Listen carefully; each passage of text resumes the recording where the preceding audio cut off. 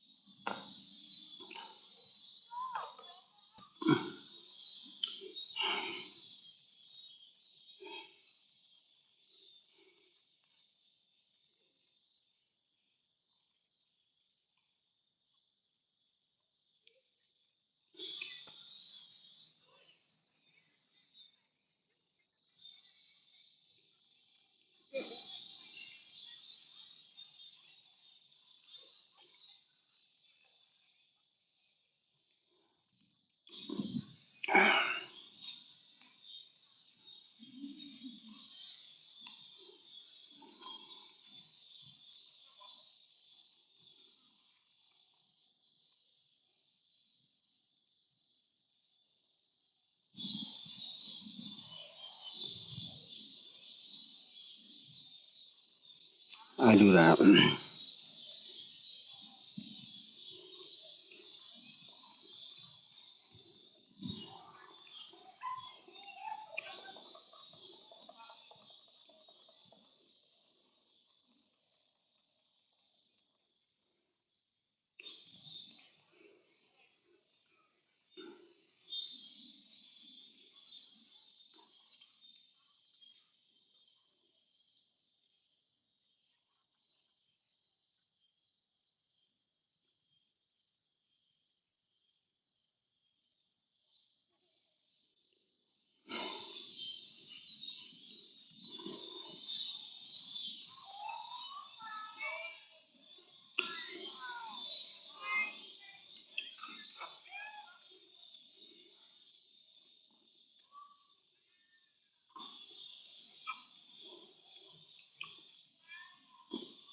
Hey Elliot, how are you doing today?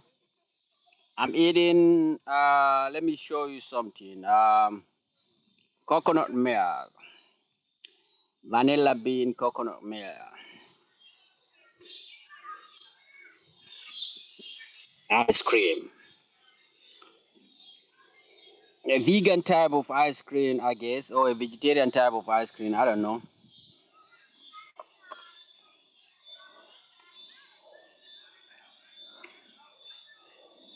Elliot or Elliot. Am I saying your name correctly? Am I saying your name correctly? Am I pronouncing or saying your name correctly? Tell me. Elliot or Elliot?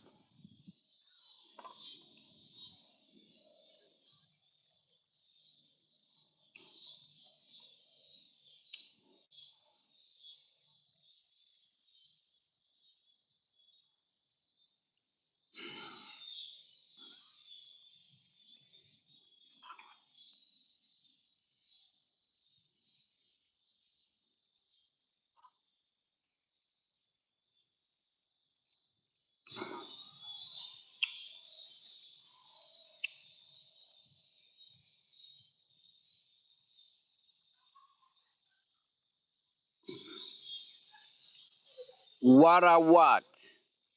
What Swan? Tell me, did I say your name correctly? Wara what Swan?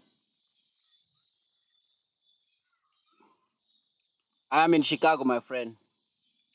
Anyway.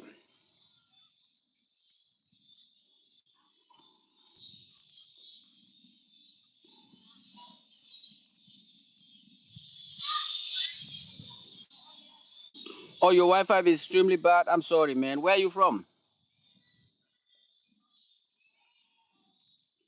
Tell me where you from.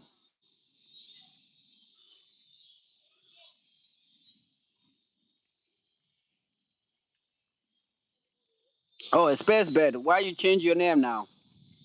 Why you using a different username? Are you onto something?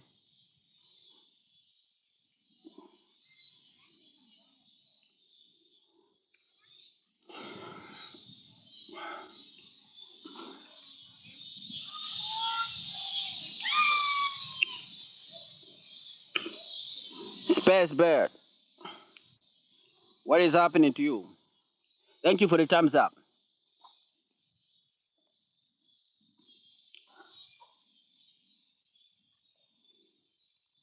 After my pet elephant, it is in a video game. Okay, you playing video game? What kind of video game you playing? Thank you for the thumbs up, by the way. I'll give you an ice cream for that thumbs up. Thank you.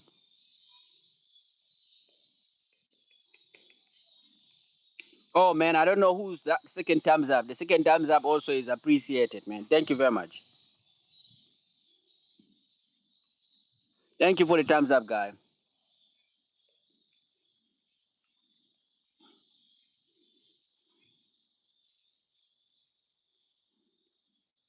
Okay, I got it. A survivor game. One of these days I will be playing. I will be streaming a video game. It's been a while. It's been a while since the last time I play any video game. So what video game do you guys suggest I should be playing? I was talking to my friend from Malaysia. He was talking to me about what is it? Roblox? Is that Roblox? Something like that.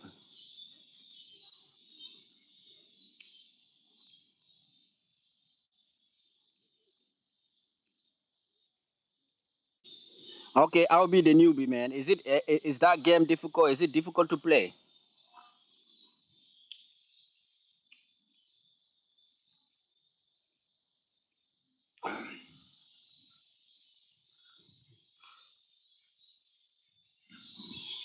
Is it difficult? Is it a difficult game?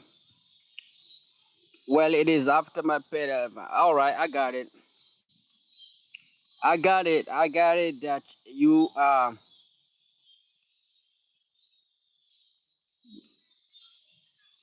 I got it. You have your network is messing with you, man.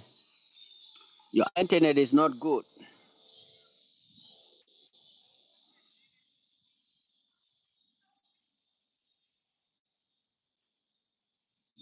Yeah, yeah, I see.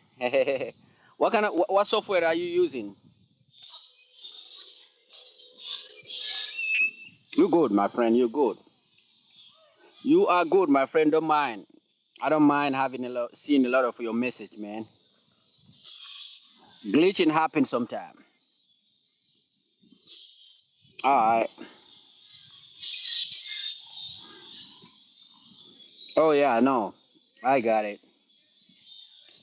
I got it, my friend. I got it.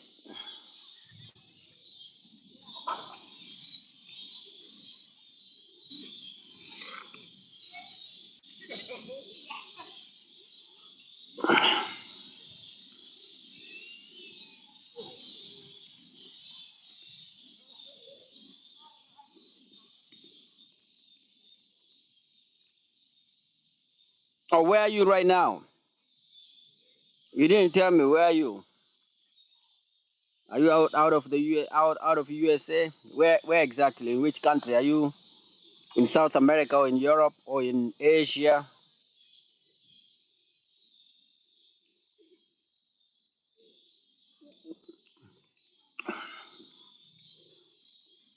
Oh, Bratislava. Oh yeah, Bratislava. That's Slovenia, right? Slovakia or Slovenia? Slovakia. Are you in Slovakia or Slovenia? Hi. Are you in Slovakia or Slovenia?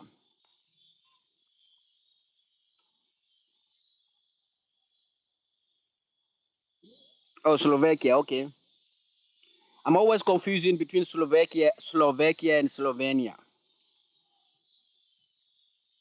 Slovenia is this flag. Yep. No, I mean like when it comes to the name, like because the name is very Slovakia is this one, but even the flag is very close. The flag also look alike. The Slovenian flag is also similar to Slovakian flag.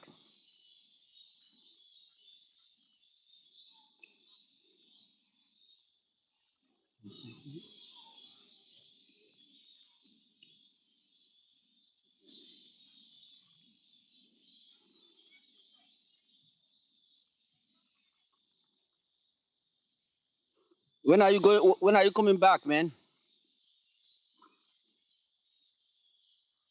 When are you coming back? And are you with your parents? Are you originally from Slovakia? I mean, I think your dad or your mom is from Slovakia. Slovakia. Four beautiful people and two thumbs up. Thank you guys. Thank you to all of you guys. I give you guys ice cream for that thumbs up. Okay.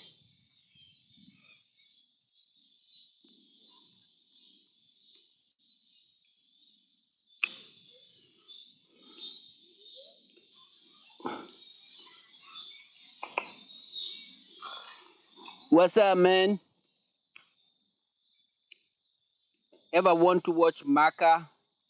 What is Maka? Tell me a little bit about Maka. Is it a movie?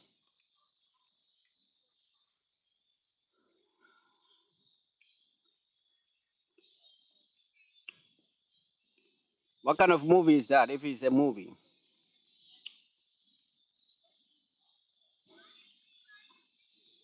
I know Maka. Maka is where Muslims go and do their pilgrimage.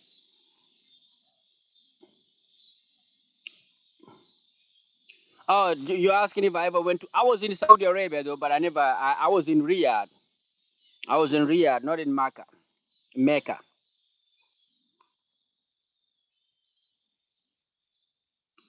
You're good, man. My Wi-Fi is that bad. Okay, no, you fine. You're good. You're good, man. Slovakia. What is happening in Slovakia? Why your Wi-Fi is?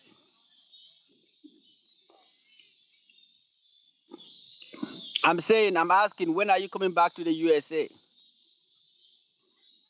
Don't you miss USA? Don't you want to come back to USA?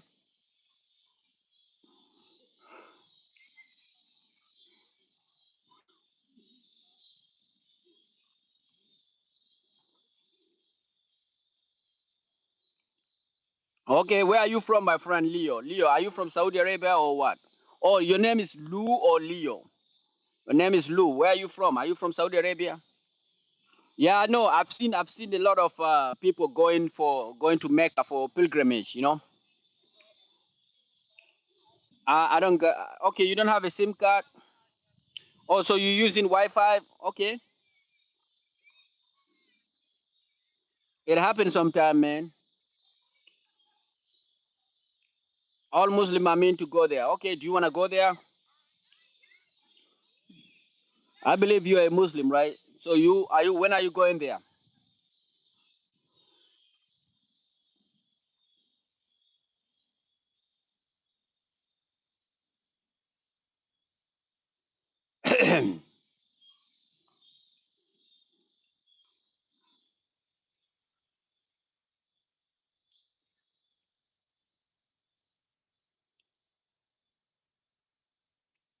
Oh, you still raising your money to go there? Tell me where are you from? Are you from Pakistan?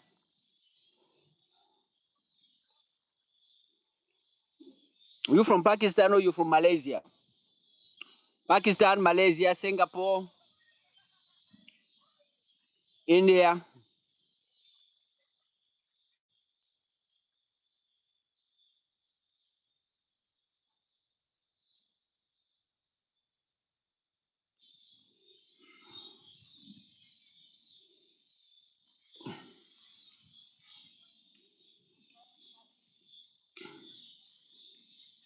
And Manti, pinch you. Wow, I'm sorry, man. Lo, you say you're from US? Where in US, man? Where in US are you coming from, man?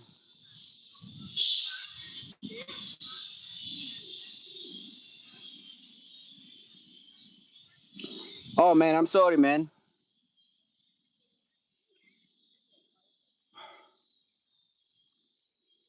Mas, we talked about Trump's shooting. Oh, really? You guys are changing your username, man. I don't even remember who you are. I don't even remember who you are because you guys keep changing your username. You see, if you don't tell me, if you don't remind me, I will not be able to remember. Even Elliot did change his username.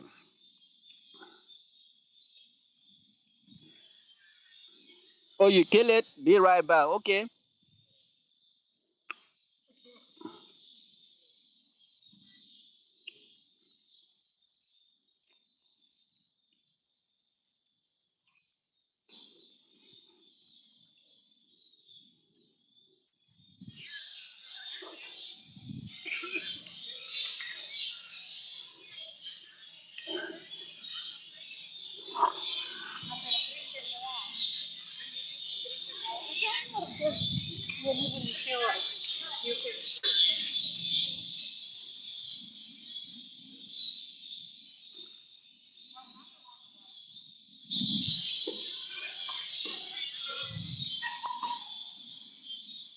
Mm, mhm, mm, mhm, mm.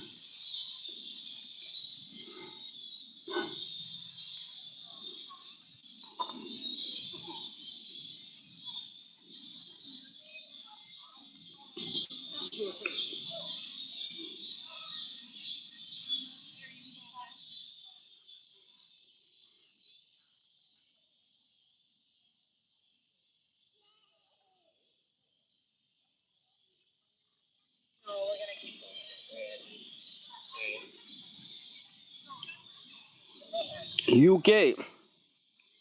UK or you okay? Oh, you from Birmingham. Okay. You from Birmingham. Okay. I thought like you from the USA.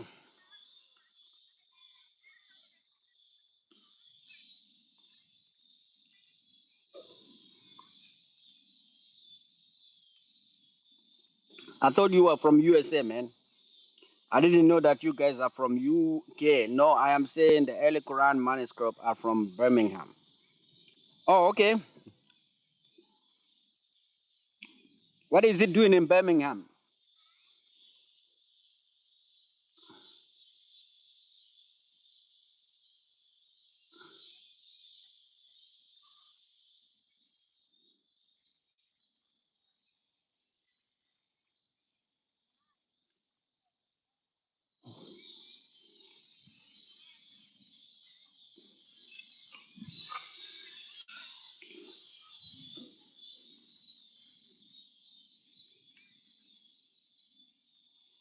Oh,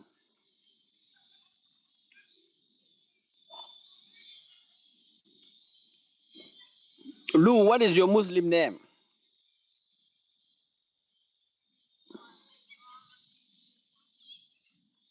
The Quran is word for word how it was 1400 years ago, unchanged. If you open it up today, it read the same as it did 14 years ago. Okay, that's beautiful.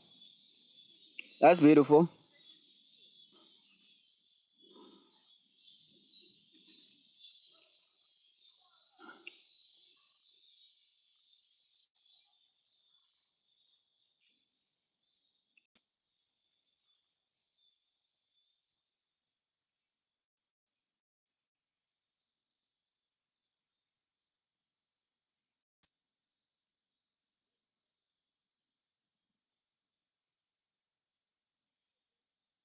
What is my thought on Israel and Palestine? They need to get it together, man. They need to stop unaliving each other.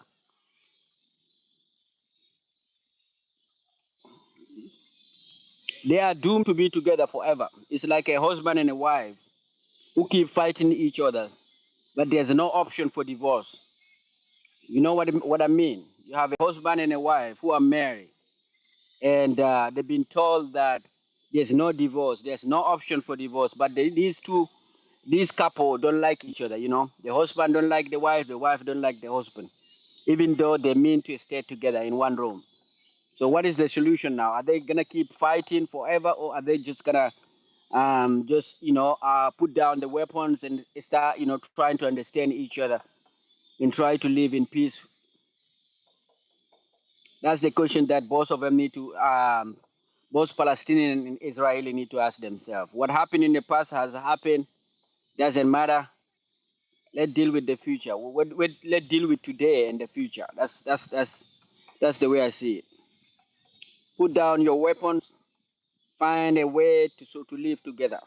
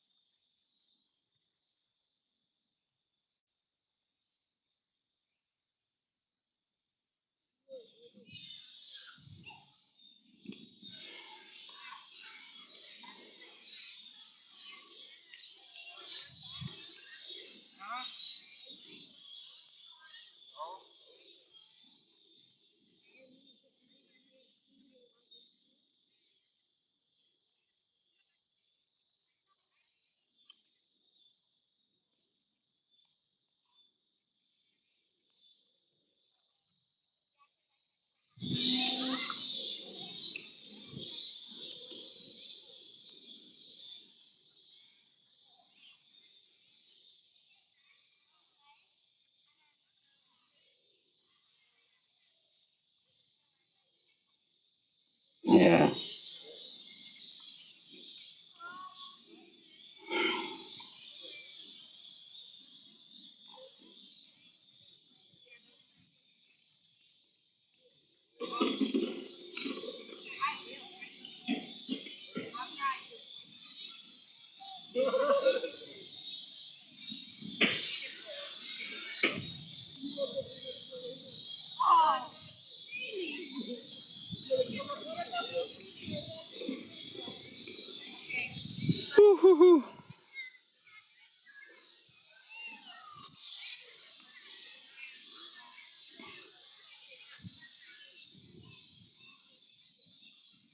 15,000 children unalive.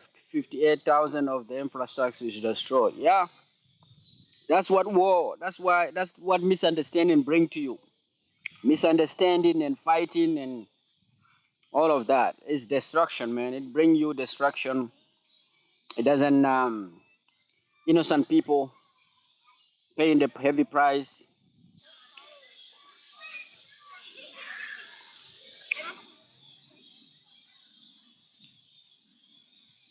Yeah, it's terrible what is happening.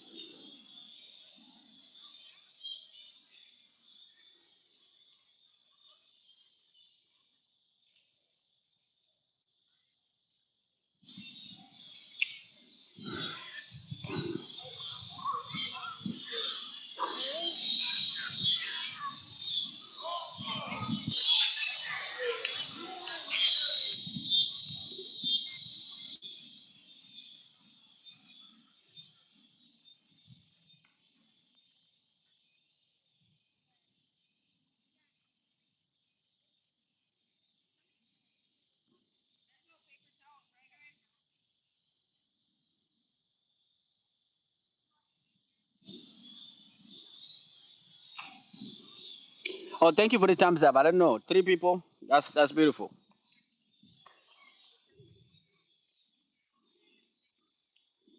Beautiful, beautiful. Beautiful thumbs up. Beautiful, man.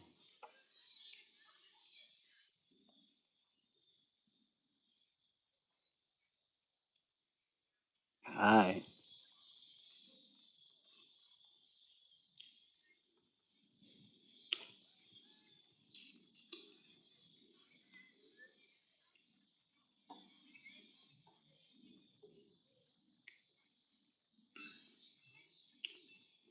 Trump, do you think he will win? There's a possibility, man. It's 50-50 chance. 50-50.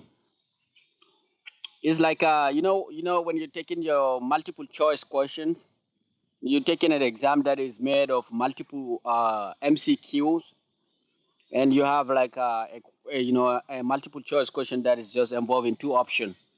That means you can close your eyes and pick one of them. Um, Picking one is like a 50. You have a 50% chance of winning. So yeah, he's a favorite guy. He's still like have a chance of winning, even though it is like a little bit you know tougher than what it was when he was actually facing Biden. This lady is tough, man. She got a lot of women. A lot of women will be voting for her, so that would be crazy. Who do you like to win? I know, like here in Chicago, we have a lot of pro-Palestinian people who are protesting against Kamala Harris. So I'm pretty sure that Kamala Harris doesn't like, hey, what's up, my man? How you doing? Yeah, what's up? Yeah,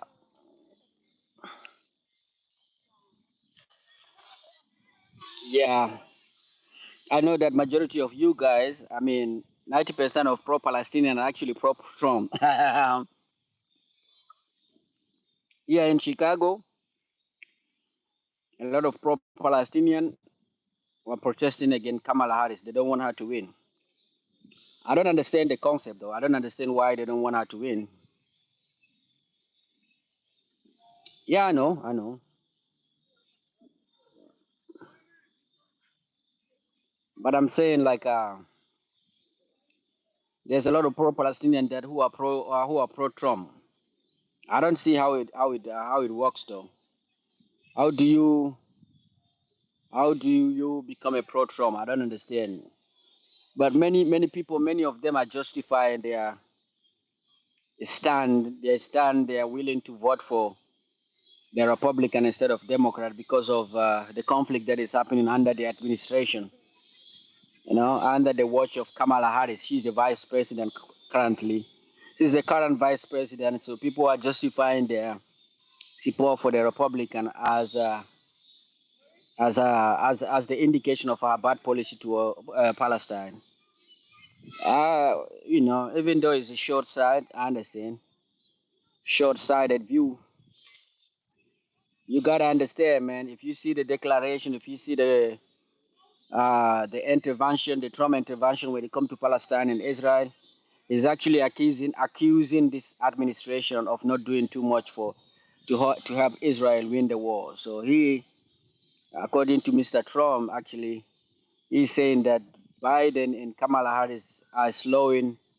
They don't want to give Israel the weapon necessary to finish the war. He's telling people that if I get elected, I will actually make sure that you guys win the war, which means that I will be providing all the necessary weapon, no conflict, no objection whatsoever, so that you guys can go ahead and complete what you just started. Most of the Palestinian supporters in mass don't support neither and are boycotting. No, I mean I feel like this is my reading of things. Correct me if I'm wrong. I feel like actually if you look at it, majority of not only Palestinian, majority of Arab and Muslim actually are conservative in nature. They don't want to say it, but majority of them will be are actually conservative in nature. Majority of them like the protests. Like we had the Republican convention in Milwaukee not long time ago, and you didn't see them going in Milwaukee and manifesting heavily like they did here in Chicago, right? But when so like it's like what I feel like the pro-Palestinian and the Arabs are ready. They can forgive Republican easily, but they're not ready to do that, especially not a Democrat who's like a minority. I don't know. Maybe I don't know. I don't know. Like like maybe they feel like I don't know Kamala Harris. They feel like because she's a minority and she's a woman and she's supposed to be like not only she didn't supposed to just like condemn what Israel is doing. They're expecting her to actually take a strong action. So welcome back, my friend Eli Iliad from Slovakia. So yeah, it is tough, man. But this is what I can tell you, man. When it comes to Palestine and Israel, no one can help both of this country, man. They need to help themselves. They need to help themselves. American conservative isn't the same as Arab conservative on more things like family life, a little bit more. Yeah, I understand. But they when American conservative is also like it's similar. They have similarities. They have similarities. They also like the conservative here are very like religious Christianity. They're heavy on Christianity on religion, and the Muslim are also heavy on religion. So in that way, both of them are again the LGBTQ community. They agree on that. Both of them are against. Both of them are very what is it patriarchal. Both of them, so they have a lot of similarity. That's the reason why I think like that's the reason why I feel like the pro-Palestinian would rather have Trump, and even the Muslim community. The Muslim community, if you go to Saudi Arabia, the king of Saudi Arabia, the Jordans.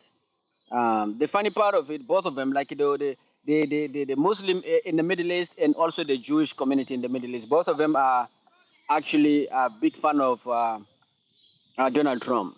So both countries, Saudi Arabia, Egypt, Jordan, all of those countries, they would rather have Trump than having Kamala Harris. So yeah, they agree on one thing. They agree on one thing, and I think yeah, both are conservative, both like each other. That's what is happening.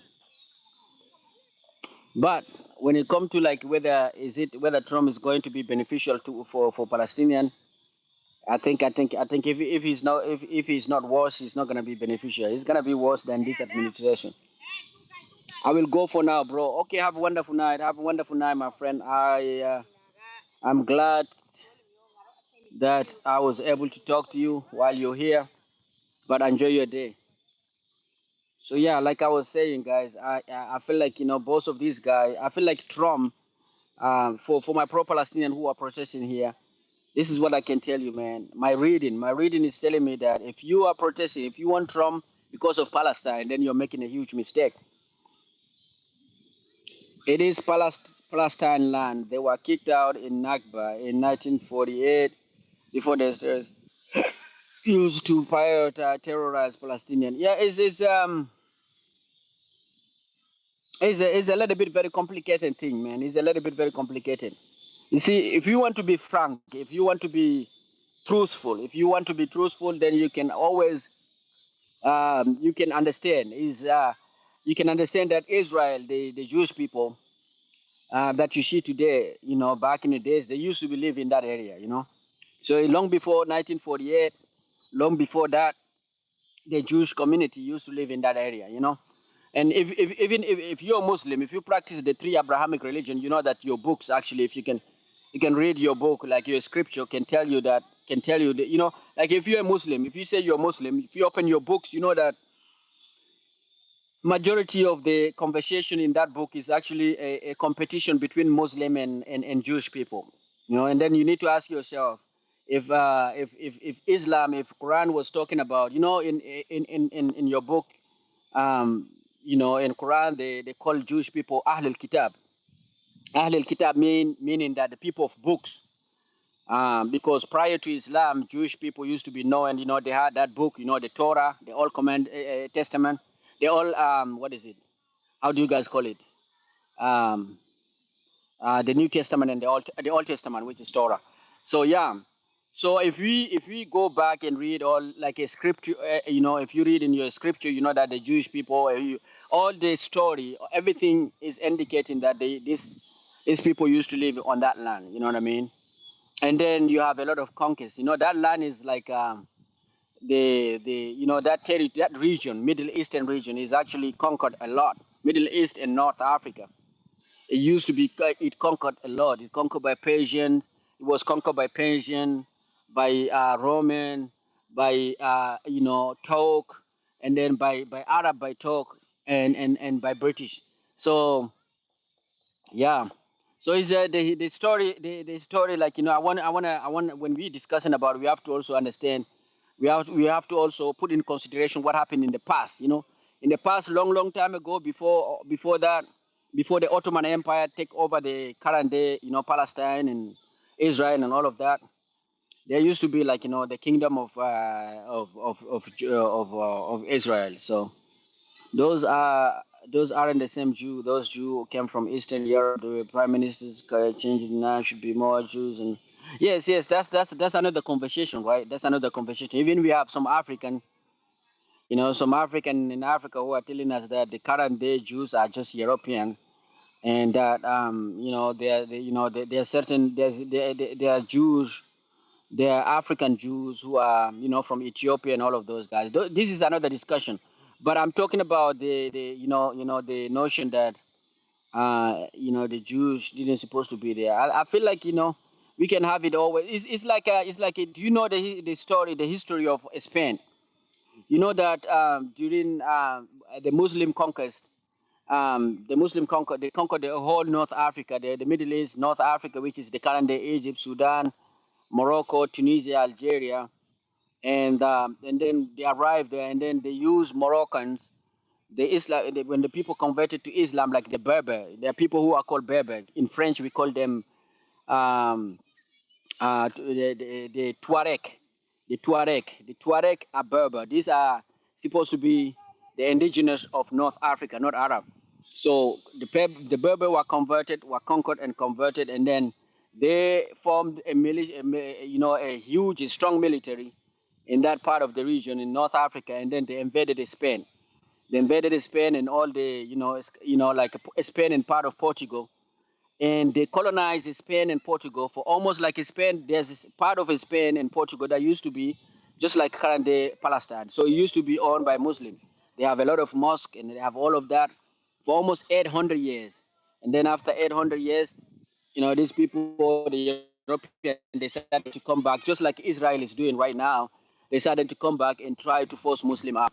And that's how they took over. Right now, if you go to Spain, some of the church you will find in Spain are actually used to be actually a mosque that is actually reconquered, um, and then because and then those churches become now those mosques now are now. So I'm saying all of that to tell you that nobody when we go back to the past, everybody's ancestors, like whether it is Muslim, we did terrible things. And so now that's the reason why I'm telling you at the beginning that they need to sit down and forget the past. Because if you're using the past as an indication, then nobody's going to win. Then they will keep doing what they're doing. You know what I mean? So my take is that we just need to forget the past and just like start a new page, man. Start a new page and yeah, and forget what happened in the past. You just like you need to live together. Find a way to live together.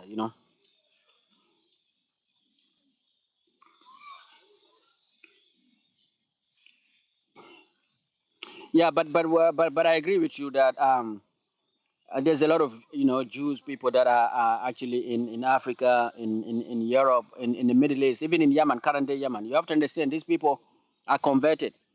The Jewish people when they were kicked out of their land. Let me tell you something. You were talking earlier on. You were talking to me about Saudi Arabia. Even in Saudi Arabia, when Saudi Arabia used to have a lot of Jewish people, but all of them were kicked out. So like in a way actually the Jewish people supposed to have like supposed to be living in current day Saudi Arabia and Yemen and Iraq, but all of them were kicked out during the Muslim conquest.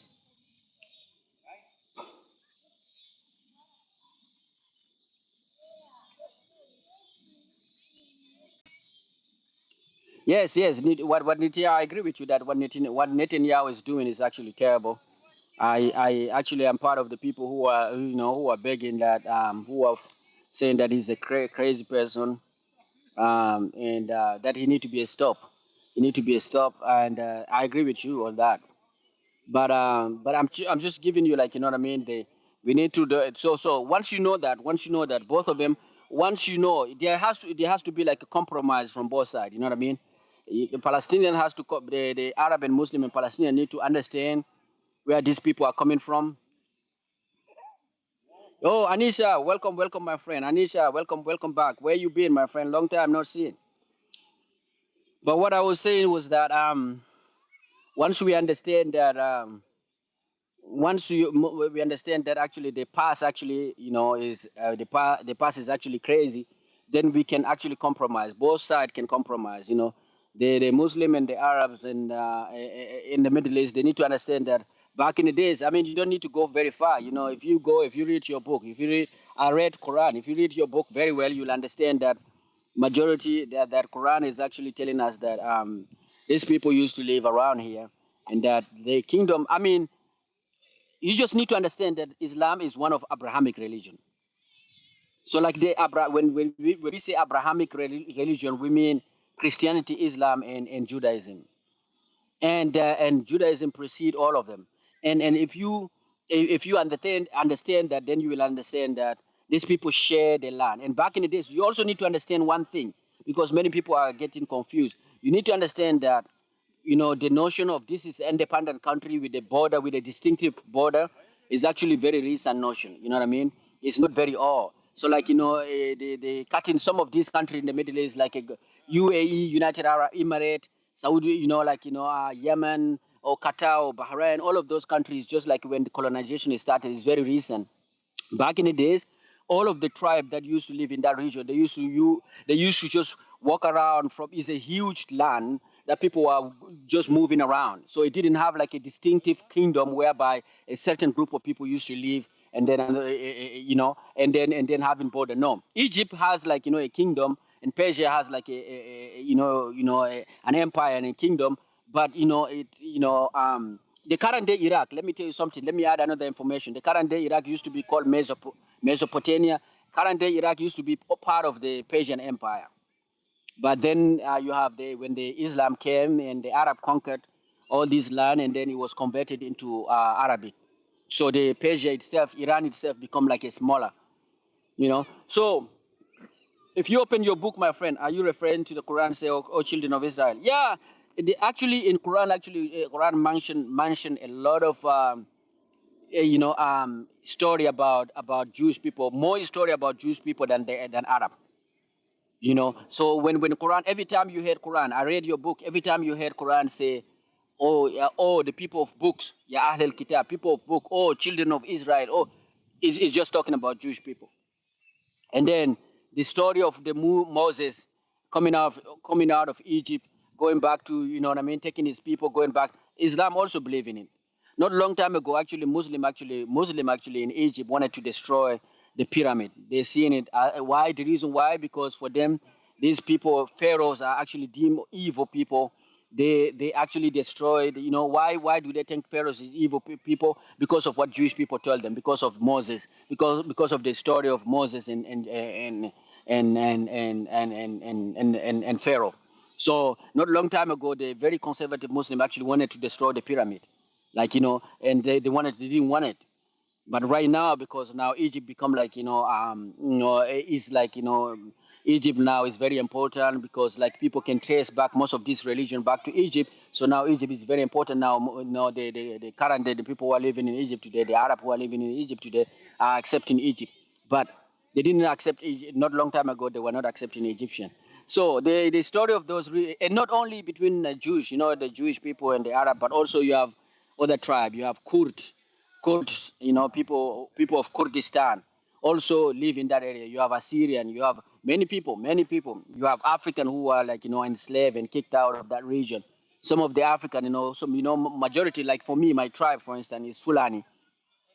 My tribe, majority of people of my tribe are actually converted to Islam. And if you ask them right now, all of them are Muslim. If you ask them how did they convert to Islam, they will never tell you.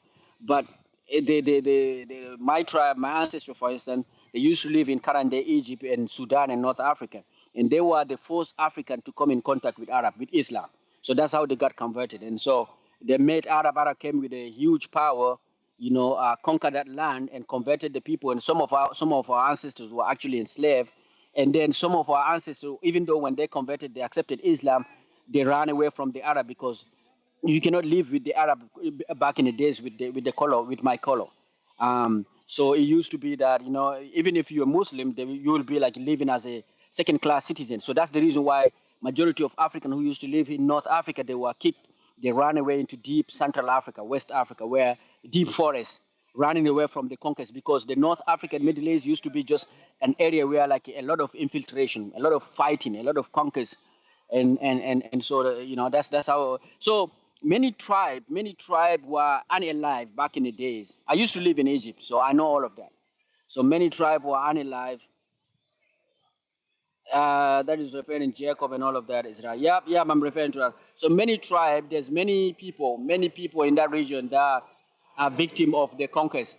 So knowing all of that, we all need to go back. The people of Palestine are just a victim of the past.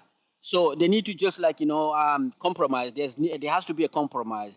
Israeli, and the reason why Israeli and the Jewish people decided that they wanted to go back. When after the World War II, after what Hitler did to them, they were asked like, do you guys want to, as a compensation, do you guys want to go? We will give you a land. They were actually they, part of the land that they wanted to give Jewish people to go back to was actually a land in Africa. They wanted to give them a country of their own in Africa. But these people, because they know their story, they know that they're coming from that area. They say no, they want to go back to their ancestors' land. That's how they came back to that area. You know. So yeah, right now I feel for Palestinian, they're the victim of the past. But we just, and just they just need to, like, we just need to be frank. You don't need to lie. You don't need to, just need to own the mistake, the past mistake, own that mistake, and try to have a reconciliation of the whole region. The whole region supposed to be supposed to sit down and reconciliate. And not only that, they need to pray a lot, because there's a lot of people that were unalive, especially in the current day Egypt. And people ask themselves, why is it that that region is always in conflict? Because the soul of the dead, the dead people that were unalive, for the newcomers to take over their land. That soul is hunting the area, they hunting the region. So people need to sit down. Yeah, I have a question before 1948. Okay, go ahead, my friend.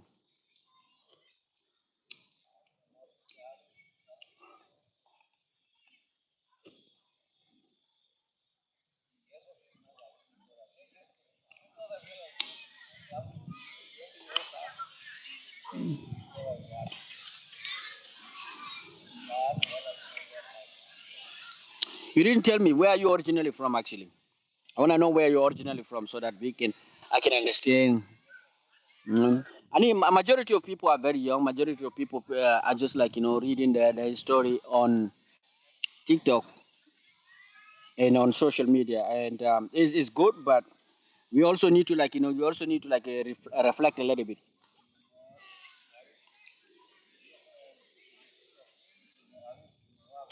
We also need to reflect a little bit. Put some reflection on it. Put some reflection. Read your books very well. You cannot have it both ways. As a Muslim person, either you believe in your religion and scripture, or you don't. If you believe in your religious scripture, if you believe in Quran, then you have to understand that there's a lot of things that happen in that. If someone come onto your nation, say that the nation stole your home and made a peace agreement with you to have 50% of your house, would you accept? Well, I would not accept. But this is only Okay, but the thing is, this is not the whole truth, though. This is not the whole truth. So let's just use the analogy of your home. The home, like let's say you were born in a house. You were born in a house, and the house was, and when you were born and you wake up, you found that your parent owned the house. And then out of nowhere, after you inherited that house from your parent. Out of nowhere, there's a person who came, like, who there's a person who used to own that land, and they came back, they telling you that, you know what, we have a paper. Even in my country, we do have the conflict, conflict like that, whereby you have a person, you have a land, there's a land, empty land, and people come and build their house, and then out of nowhere, a person, another person come around and say that, you know what, the land where you're building your house actually is owned by me, by my parent, and this is the proof. This is the document that prove actually I own that house. Now, that person that now, if you look at it like that, then you will understand the reason why you need to compromise. At that point, and you actually, it's not your mistake, it's not your error. The house actually you inherited from your parent, but you didn't know how your parent actually, acquired that house. You didn't know. Your parent also inherited it from their parent, but you didn't know how they acquired that. You never ask yourself the question. But you can understand that this house actually, it has a dirty or a dark past by actually reading your scripture. If you read your scripture very well, if you understand that, or if you believe in your scripture, if you know that Moses is a prophet, Moses people, even though for me I'm not like a very religious person, so I do not believe in that. But according to your religion, actually, if you go with your religion, that Moses was in Egypt, current day Egypt, and that Moses, when things went wrong with the Pharaoh at the time, he was kicked out of Egypt. He took his people, the Jewish people, took them back to where? To current day Israel and Palestine. And this is very well known. And like I said, not only that, even in Saudi Arabia, there used to live a Jewish people. Jewish people used to live there. Yemen, Saudi, all of that. Because like I told you earlier on, back in the days, the notion of that this is a country is very recent. Back in the days, people used to live like, in empty land. People used to live wherever they want. But certain group of people, like, a tribe, a region is known for a tribe. Like for instance, in current day Makkah, there used to be a tribe, Arab tribe, that used to live there. So this is very well known. Even though we have also, like, in Medina we used to have like Arab and Jewish people, but the current day Makkah used to be like an Arab people used to live there. Okay. Similarly, when you come to the Palestine and Israel, we know that even though it's not like a very distinctive, like a country with a boundary, but we need to know, we need to understand that a tribe by the name of Jewish, a Jewish tribe used to live in that area. That's something that is not refutable. So if you know that, then you will understand that even though you inherited the house, even though in your mentality, because if somebody come to your house and tell you that, you know what, the house where you built your house, actually the land where you built your house is actually my ancestral land, that your ancestors conquered that land and took it over, and I want that land back. First, at the beginning, you will start fighting. Then, if you are somebody with a mentality, with somebody who think a lot, you can go back and do your research and see the document and see what happened, and then you'll understand that, okay, it's not my fault, it's not my dad's fault, it's not my his dad's fault, but the land actually used to. Around that area, there used to be there a tribe that used to live there, and then that because for whatever reason, maybe because of the conquers, because of religion conquering the land, these people were kicked out. Some of them moved deep into Africa, Ethiopian Jews, and some of them moved in the deep in like I told you. For instance, when Arab came in the North Africa in Egypt, my people, the Fulani right now, if you Google Fulani, you'll find that they are all of them are Muslim, and they've been Muslim forever. Like Somali, for instance, they've been Muslim forever. And the reason why they're Muslim actually is because they came in contact with Arabs. So if they never came in contact with Arab, they will never be converted. So when Arab were doing their conquest, they invaded that area, and every tribe that was living around that area were converted into Islam, and that's how our tribe was converted. But later on, even with the conversion, some of our tribe took the religion, but they had to run. So the Jewish people also ran. Some of them went to Europe. Some of them went to deep in Africa, just like my tribe went to deep to in Africa. They were evacuating the area, and so that's what happened. So knowing that if you know that your home was built on a land that was owned by another person, then you can actually try to accommodate. You can actually sit down. If you have a brain, you can actually, at the beginning, you will get mad. But when you read the history, then you will understand, oh man, maybe the land where I built my house was actually owned by another person, even though it's very, very long time, okay? And that person actually is coming back, but that person doesn't have any other land. The first Canaanites have DNA in modern Palestine. Yeah, by the way, I'm from Algeria. Oh, you're originally from Algeria. Okay, okay. Let take example of Algeria. You know, are you Arab Algerian or Berber Algerian? You know, Tuareg, le Tuareg.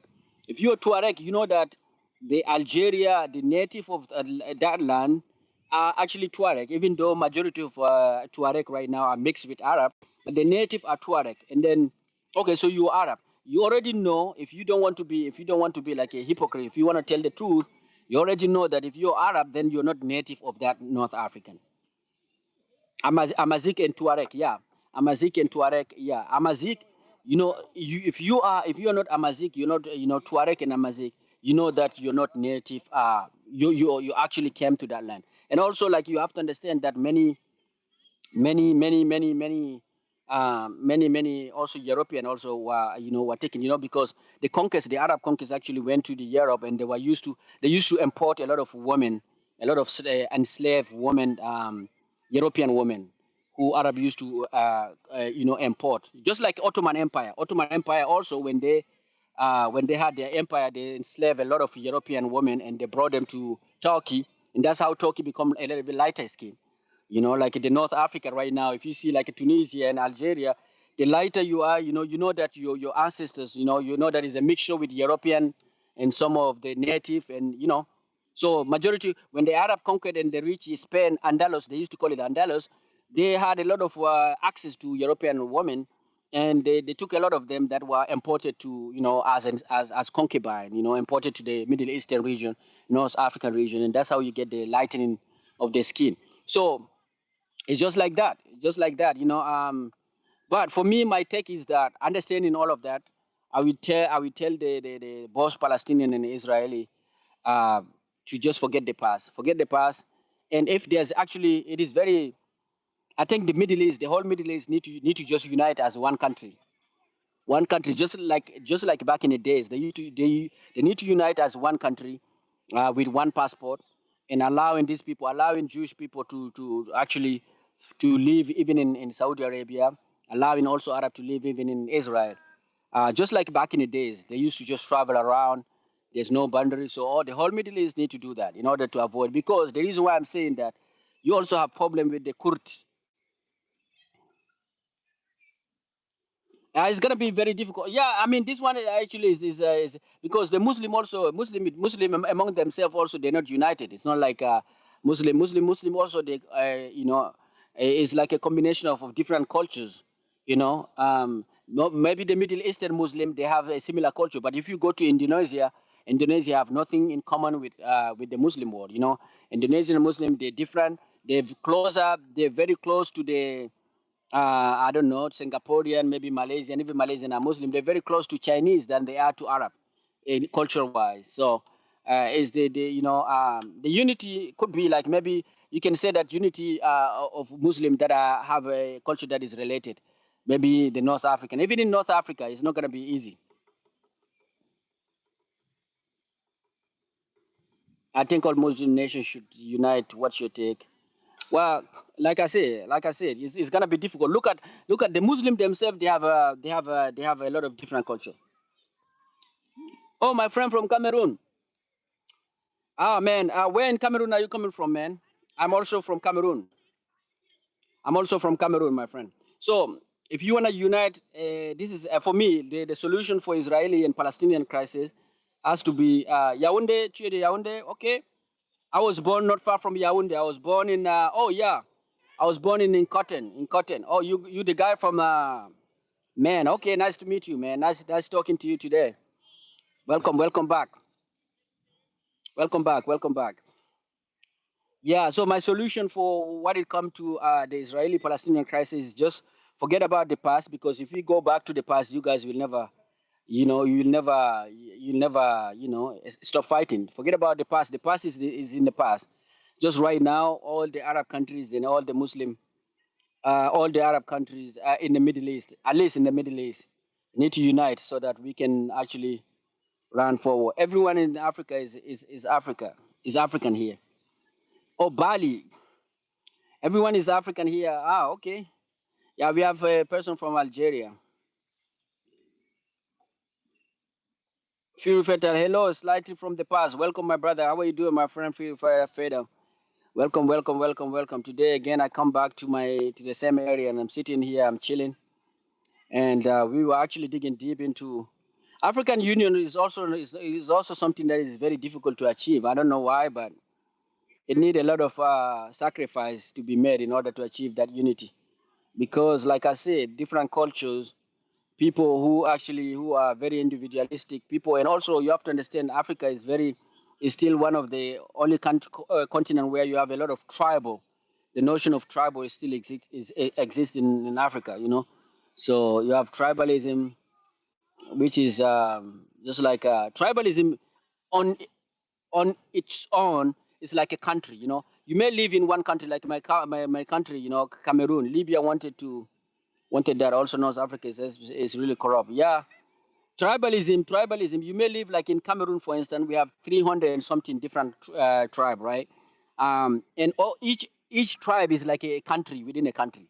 So even within one country, you have people fighting. People are looking at each other as though like they're independent. You know what I mean, from each other. You know, that's tribalism. At least in North Africa, you guys are a little bit more homogenized or whatever. Like the Arab tribe take over all the other tribe, and everybody speak Arabic. So Arabic now become the lingua franca in that region. So it's gonna be easier for you guys to unite than the African, you know, sub-Saharan African. Hope you are all doing well today. Yes, we are doing well, my friend. We are doing well. Libya wanted to do it. Instead of French Cameroon colony, it should be Cameroonian France colony. Oh, really? French colony? Okay, bro, I don't know. I don't know. But what is the reason why you think it should be like that?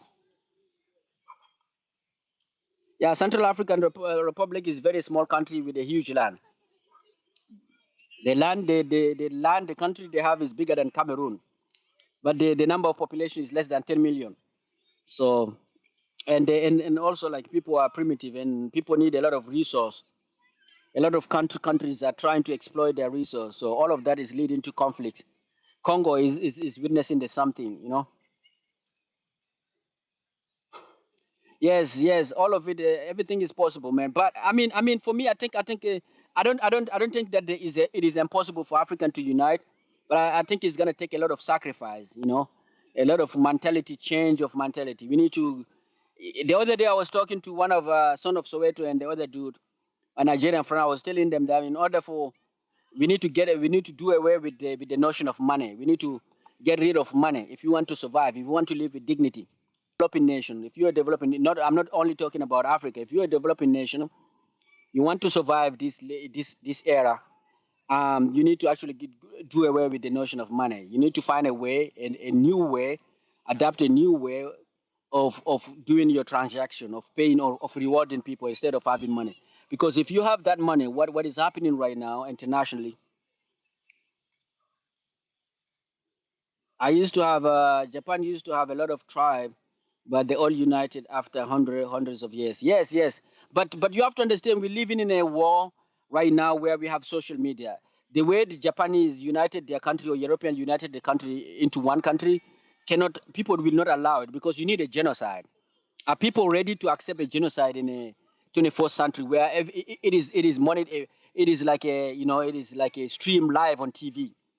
That's the way what Japanese people, what Japanese kingdom did or empire did back in the days in order to unite, in order to have one country and one strong country is not possible today. Even what European did, it's gonna take. I think India is trying to do that, but you see, even within India, the prime minister in India is facing a lot of rejection from his population. India want to be like China.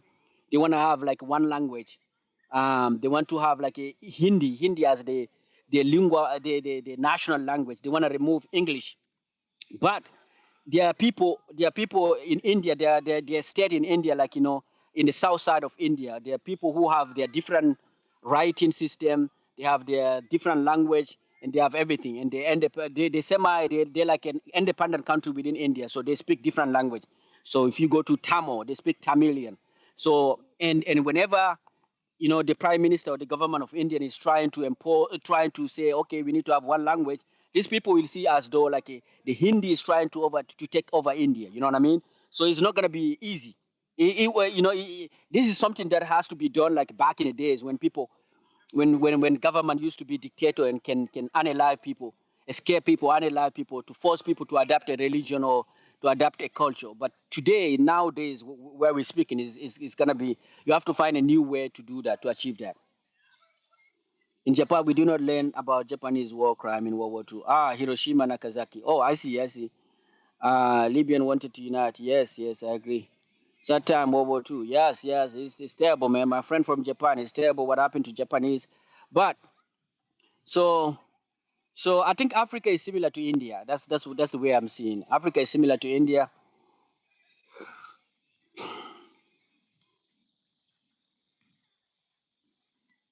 Yes, yes, within African countries, just like Japan. Yes, I agree with you, Law. I agree with it. Within the African countries, there's need to be a lot of things, man. There need to be a lot of things. You have right now, you have a lot of within Africa. You have people who have the economic of the countries are different, and countries with a stronger economic, you see how they treating the immigrant from the poorer countries in Africa. Like for instance, what is happening to sub-Saharan Africa when they go to your country, for instance, Algeria? You see how the government of Algeria and the people of Algeria, we don't want this sub-Saharan Africa.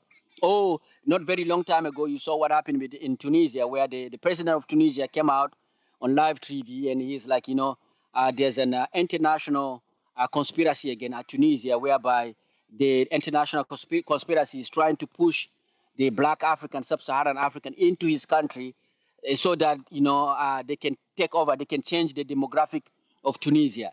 And he took the example, and he actually took the example of what is happening right now in the United States of America, whereby he's saying that, okay, you see, there's people who call themselves Afrocentrism.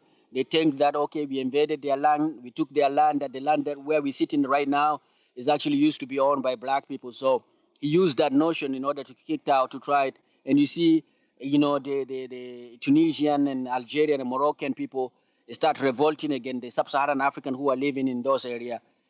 They kick them out, and the government of countries like Cote d'Ivoire has to send like a plane to evacuate their people. Mali sending plane, Guinea sending plane to evacuate their people from all North Africa. So this is within Africa, within the continent of Africa. Oh, not long time ago, recently, you saw what happened. You see the fight, even on social media between Nigeria and South Africa. So on paper, Africa United is easy, but on actually, when you go on what is happening out there is actually not. It's not easy because, like I say, people have mentality. People think, oh, they're better than other. They're better than other because they have resources that the other countries do not have, and Africa is not exception to that. Everything that is happening around the world, African is happening also in Africa. So the hate toward immigrant that we see in the UK, in the US, is also happening in Africa. No, it is the other way around. Algeria funds and Shitla sub-Saharan. Morocco does not like sub-Saharan. No, Algeria. I'm telling you, I have proof. I just not long time ago.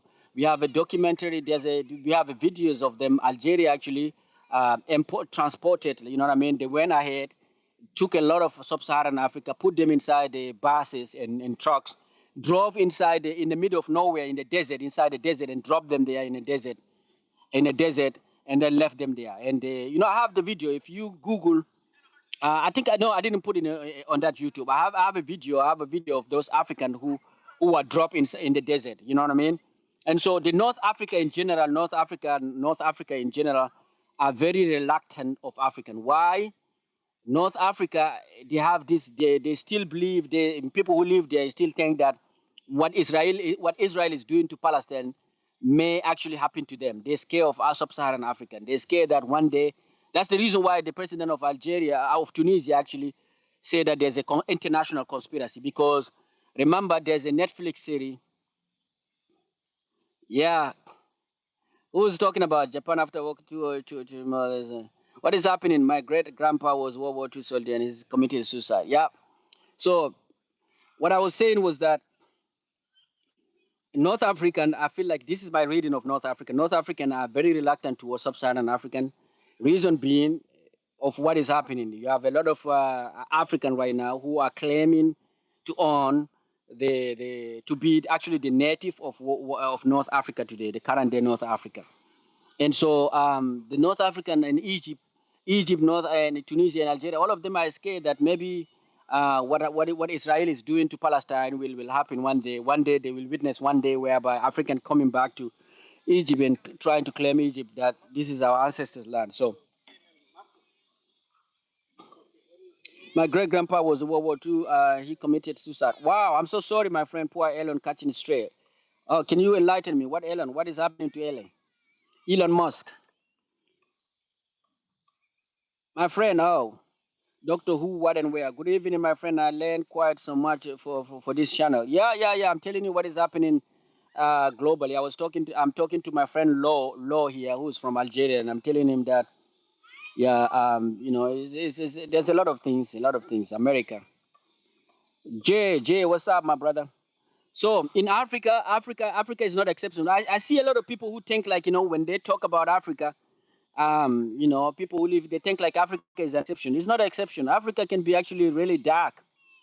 Africa can be really terrible too with the tribalism. Human are just we're all the same, man. We all are capable of doing terrible things. That's what I need you guys to understand. America be America. Yeah.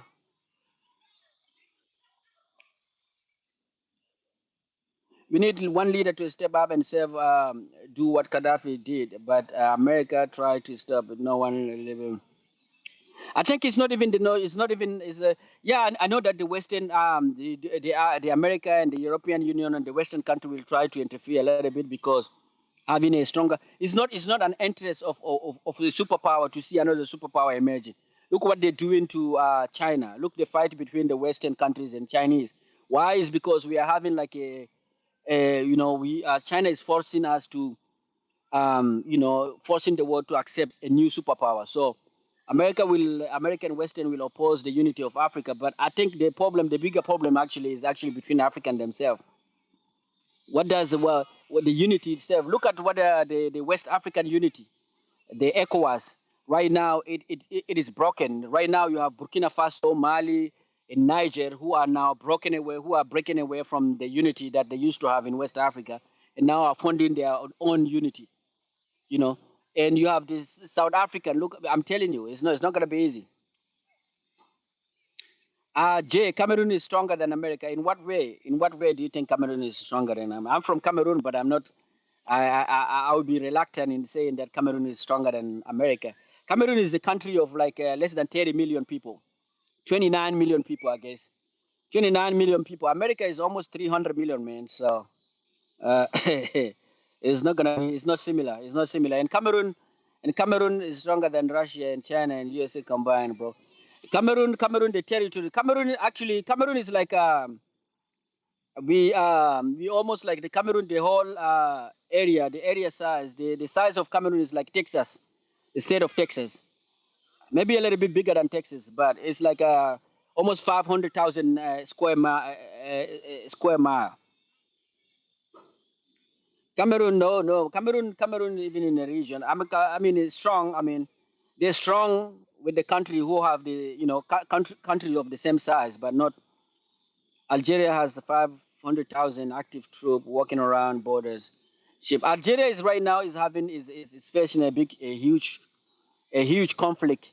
So Algeria right now is like you have the emerging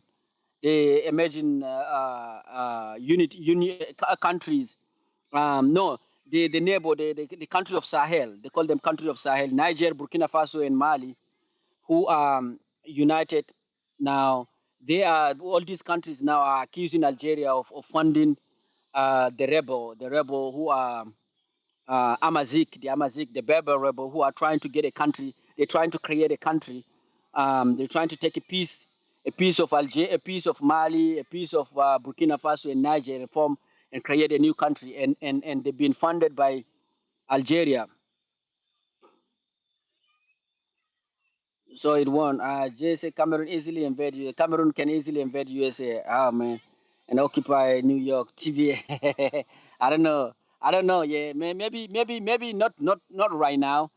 The only way we can do that if all the 30 million Cameroonian become like if we become like a UFO, if we are visited by UFO, if the UFO, if we get scientists from outside of planet Earth and these scientists come with a new technology, we need with a new chip, and they insert those chip, or they come and activate some of our gene and give us 1% ahead, smartness, IQ, 1% ahead of the rest of the world, then we can actually invade the USA and Europe. If we all united in the Middle East united, we with USA, no one could stop us. Yeah, but it's gonna be very difficult, man. It's gonna be right now. Let us start by region, the unity among the region. Let us start. Let's say all the North Africa unite, Algeria, Tunisia, Morocco. You see, Algeria and Morocco are right now having issue. Algeria and Morocco don't see eye to eye. So look at that. So in Algeria and Egypt also can actually Egypt can actually do the things. Egypt can actually do the thing. Even you need to even within the region, you guys need to fix some certain problem. Morocco need to go and sit down with Algeria, become a good neighbor, and then and unity actually will help a lot because right now the new country that is emerging in that region is called the Western Sahara. The Western Sahara is like those I don't know, Tuareg or Berber who want to fund their country. So with that unity, if we become one country, then I think it can help. It can prevent countries from splitting from other countries. And laser guns, bro. Just say you need extraterrestrial help to win. That's what I'm telling. Because like other than that, like you have a country that is less than 30 million, and then you have USA that is like almost 300 million or 250 million. And man to man, like like you have like they're like how many time, like 30 million, like how many time, like 100 time, I don't know, almost like 50 time of the size of Cameroon, and they have the territory, and then they have the technology. So in order for Cameroon to invade USA and succeed, they need to have we need to have a visit. We need to visit. We need to be visited by some extraterrestrial being. J 2008 Cameroonian space agents landed a group of Cameroonian astronauts on Mars and make contact with aliens. Really? And the aliens gave Cameroon weapons. That is why Cameroon has like a 150. You guys are kidding. Mbappe is there, the strongest asset. Man, Mbappe is not even Cameroonian no more. Mbappe is a French. Mbappe doesn't care. Like if right now if the war broke between France and Cameroon, Mbappe will be fighting for for France. It will be a military in the France in the France uh, thing. Yeah, my Japanese friend, what's up? How are you doing today? How are you doing today? Yeah, USA, man. In order for the competition between USA, because USA, you guys need to understand, USA by itself is like a continent. Did you hear the news? What news, my friend? His mom is Cameroonian. Yes, his mom is Cameroonian. His dad is Algerian. No, his mom his mom is Algerian. His dad is Cameroonian. We still have rich chances. Nah, bro. If we get visited by, I'm good. No more. Yeah. What are you doing? What time is it right now in Japan, in Tokyo?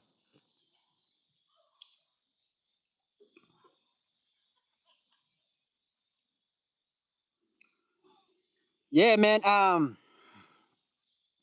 Yeah, guys. The only way we can compete, we can actually scare USA is when we have a unity. If we unite the whole Africa, then that will be the strongest power, the strongest country on planet Earth. There's no. If we unite after 10 years, there's no way. There's no way, there's no other power on planet Earth that will be able to compete with us. Because you have to understand, we have the human capital. Africa is the youngest continent, so we have the human capital, we have the energy. Just need a little bit of weapons. That's it.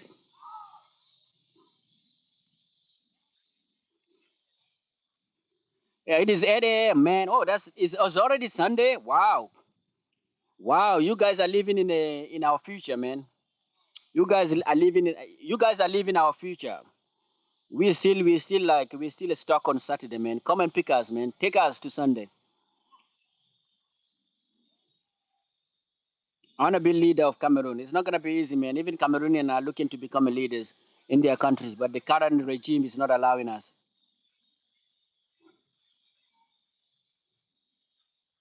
What about the Vatican City?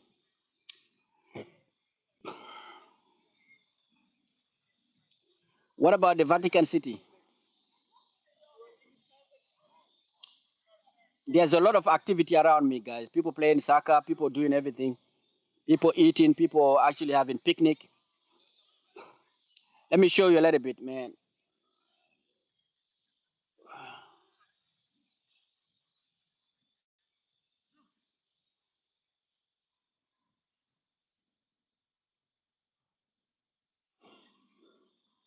Welcome back and welcome back, welcome back, welcome back. I show you average IQ is 310. You kidding me, man? IQ. Do you guys take IQ very seriously? I don't take it very seriously.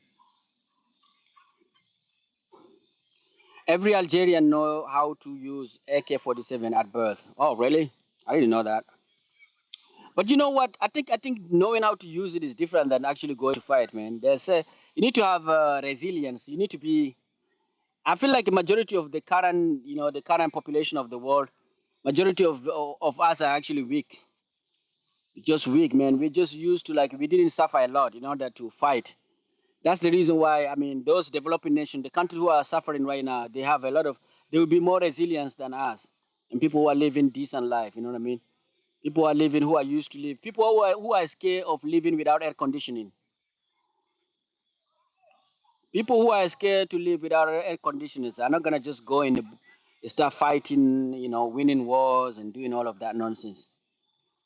Every Algerian, my IQ is 567. Wow, that's a huge, that's a smart individual, man. In my country, we eat AK-47 for breakfast. Where is your country? Are you from Bulgaria? What kind of flag is this? What country's flag is this? It shows how much you can quantify accurately information called not intellect. Ah, okay, okay, that makes sense. But I feel like IQ. I don't know. IQ is just like, I think it's very limited. It's very limited. Your IQ may be like, you may have an IQ of 560, like my friend right here. But then again, you don't have, your IQ is just on book IQ. You know what I mean? You're just very smart in one way. When they drop you, when they put you in a very difficult situation, a guy who never went to school will be better than you, better fit in that environment. So IQ for me, I think, is just like any other skill. It's just limited. Like, people now use, like, chess. People who play chess, people think, oh, these people are smart. People who are playing chess, who know how to play it, they're just smart on chess. If you remove them outside of chess, they're nothing. They're just like they become average. People use chess, for instance, as a sign of intelligence. You know what I mean? If you can play, it's just something that you do. Everything that you do, actually, you become very good at it. Everything that you practice a lot, you become very good at it. But you're just limited in that environment. So you're not that you're smart in that environment. If they remove you and put you outside of that environment, you just you're nothing. Dude, my IQ is like oh, Viper is in the house, man. Viper, thank you for the thumbs up, by the way. Thank you for the Viper. My IQ is just like 69. I don't know. I'm Belarusian. Oh, Belarusian, man. Belarus, man. Belarus, you guys are supporting Russia, right?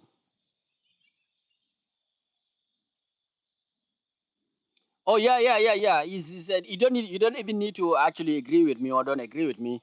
I mean, you can see in this life, you can see, you can be the smartest person. Let me tell you something. In Africa, we have this saying that The people who go, like there's a certain group of people. In Africa we don't have like a government is not employing. We don't have a lot of companies, so people create their own business. In Africa is different. Africa is different than developed nation like USA, whereby everybody is just creating their own business. In Africa, there's a saying that People don't want to go to school, not because they don't want to go to school, because people are used to seeing that people going to school. You go to school, you get your master degree or you get your PhD, only to come back and get hired by a person who never went to school, who never finished, who never graduated high school, who opened the business, who's been doing the business for a very long time.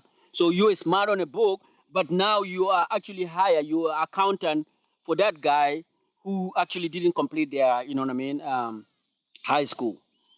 So that's how you understand that. Oh, smartness on the books. You know what I mean? You can be smart, you can get your A and graduate, but do you have the skill, or do you have the smartness, the street smartness? Do you know how to deal with people? Do you know how to make money outside of the books? That's different. That's the reason why majority of the time, if you people who go to school are not people who create. Majority of them just are employee, high employee. They become just CEO and stuff like that. W to Belarus. Belarus is like one of the the fewest country that is actually back in Russia. Did you know average salary in Cameroon 850,000, bro? What is your problem with Cameroon, man? You're exposing us. You're exposing us. You're gonna force people. My friend from Japan, and she's gonna go ahead and Google our country, and she's gonna make fun of us, man. The country is just backward, and the president actually destroyed that country. He's been on power for my before I was born. He's there like 40 something years. Yeah, you're exposing us, man. What if the people start Googling Cameroon and start seeing shit, things that are not. Yeah, keep it secret, man. Keep it secret. The way you stay, the way you stay out of public eyes is by being silent. Yes, yes, and that part I agree with you that people will move in Cameroon. Guys, let me tell you a secret. It is always easier to become rich in a developing nation than in developed nation. That's a thing that you need to put in your mind. It has always been easier. It is very easier. Are your terminators? It is always very easy for people to be rich in a developing nation than in a nation that is already developed. Oh man, I like you. I like your mentality, man. Thank you for the thumbs up. Thank you for the thumbs up, my friend from I don't know where you're from. Lily from Japan, Tokyo, Japan. Thank you for that. I think like if I was found out that I'm moving to Cameroon, Manila. Yeah. Hey, I'm telling you guys, people need to be smart. Need to be smart. There's a lot of people who are barely living in a developed nation. If you have that money, because if you have if you have the income that you have, if you go to a developing nation, you live as a middle class, and you live a better life than the one you live in here. You know what I mean? If you have the amount of money that you have and you live in here in the US, for instance, in Chicago, if you take the same amount of money and go to maybe a developing nation in Africa, you will live a better life. You live a better life, and it's easier for you to become somebody, to earn money, to become rich, than and getting rich here. Here in America, you may get stuck, just doing routine, check by paycheck by paycheck. But there, actually, the environment will force you to be actually independent and to create something. Somebody is asking us to give him $1. I was rich as fuck when I was in Mexico. Yes, yes, yes, yes, yes. And that's the reason why many people, the tourism, actually, people wanna the tourists people are some people are going to certain countries because of the experience, because of the treatment that they get, because there they actually feel seen. You know what I mean? They come in, with the heavy currency. US, dollar is actually stronger than majority than 80% of the world currency. So when you go to Mexico, you go to those countries that have, that are poorer, you will feel like different. You'll have a different, for the first time in your life, you will feel seen. People see you because of where you are, because of the amount of, the income, your the wealth that you're coming with. So yeah, Always understand that it's very easy for you to become rich in a developing nation than in developed nation. I was rich as hell as a kid. I didn't pay for anything. Adulting law. Yeah, yeah. Everybody was. Everybody. You know, when you're a kid, you don't even know the notion of richness and poverty. You know, and I think that's the best life. The best life of all of us is when you are not aware of what is happening around you. You're just living. You don't have worries. You don't have anything to worry about. You're just living. You don't even care. You're living just like a bird that doesn't know, just get up and just go out there and find, you just live in you without fear, without worries. That's the best life. That's the reason why elderly folk want to go back to live their younger years. You know what I mean? You have the youngest, the best life is like when you're very young. You have energy, full of energy. You have everything, and you don't have feeling. You don't have like you're not aware of what is happening around you. You're not aware of what is happening around you. You just live in your life.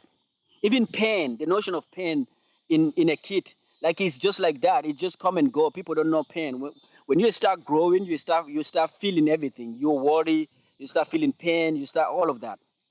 So yeah, the best life is always your younger time, your younger age. That's the best life. You have energy, you have time, you have everything.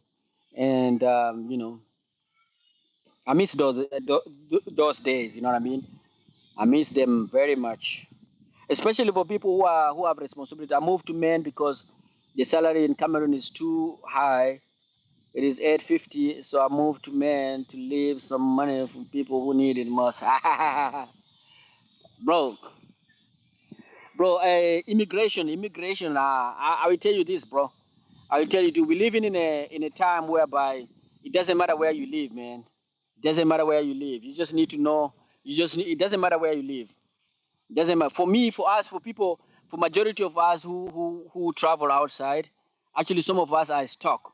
Some of us are stuck, and we have become acclimated to the way the American are doing their things. You know what I mean? So you become acclimated to actually working paycheck to doing your paycheck to paycheck. You know what I mean?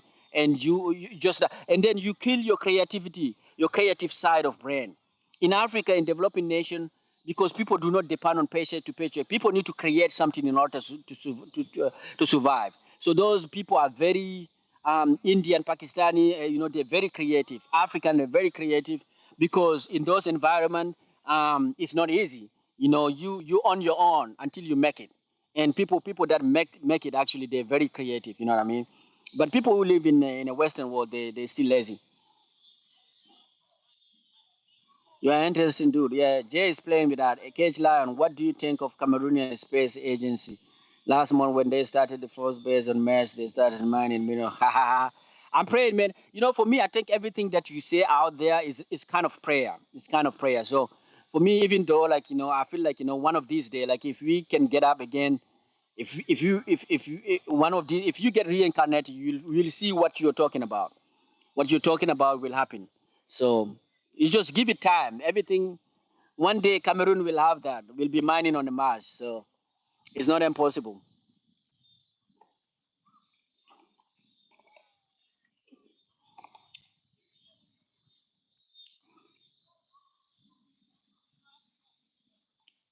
Yes, I do support the Cameroonian Space Agency and the Japanese Space Agency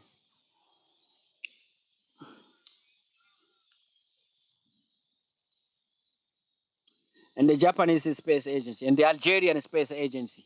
We have a person from Algeria. My Algerian brother, do you speak French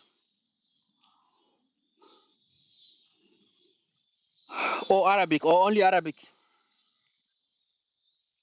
And also, since you're from Algeria, what do you think of Iman Khalif? Iman Khalif, I want an independent black woman. Katapo. Yeah, Katapo. We do. Jay, do you think that we do have some serious? Can you answer that question that Mr. Phil Fetal is asking? Yeah. Yeah.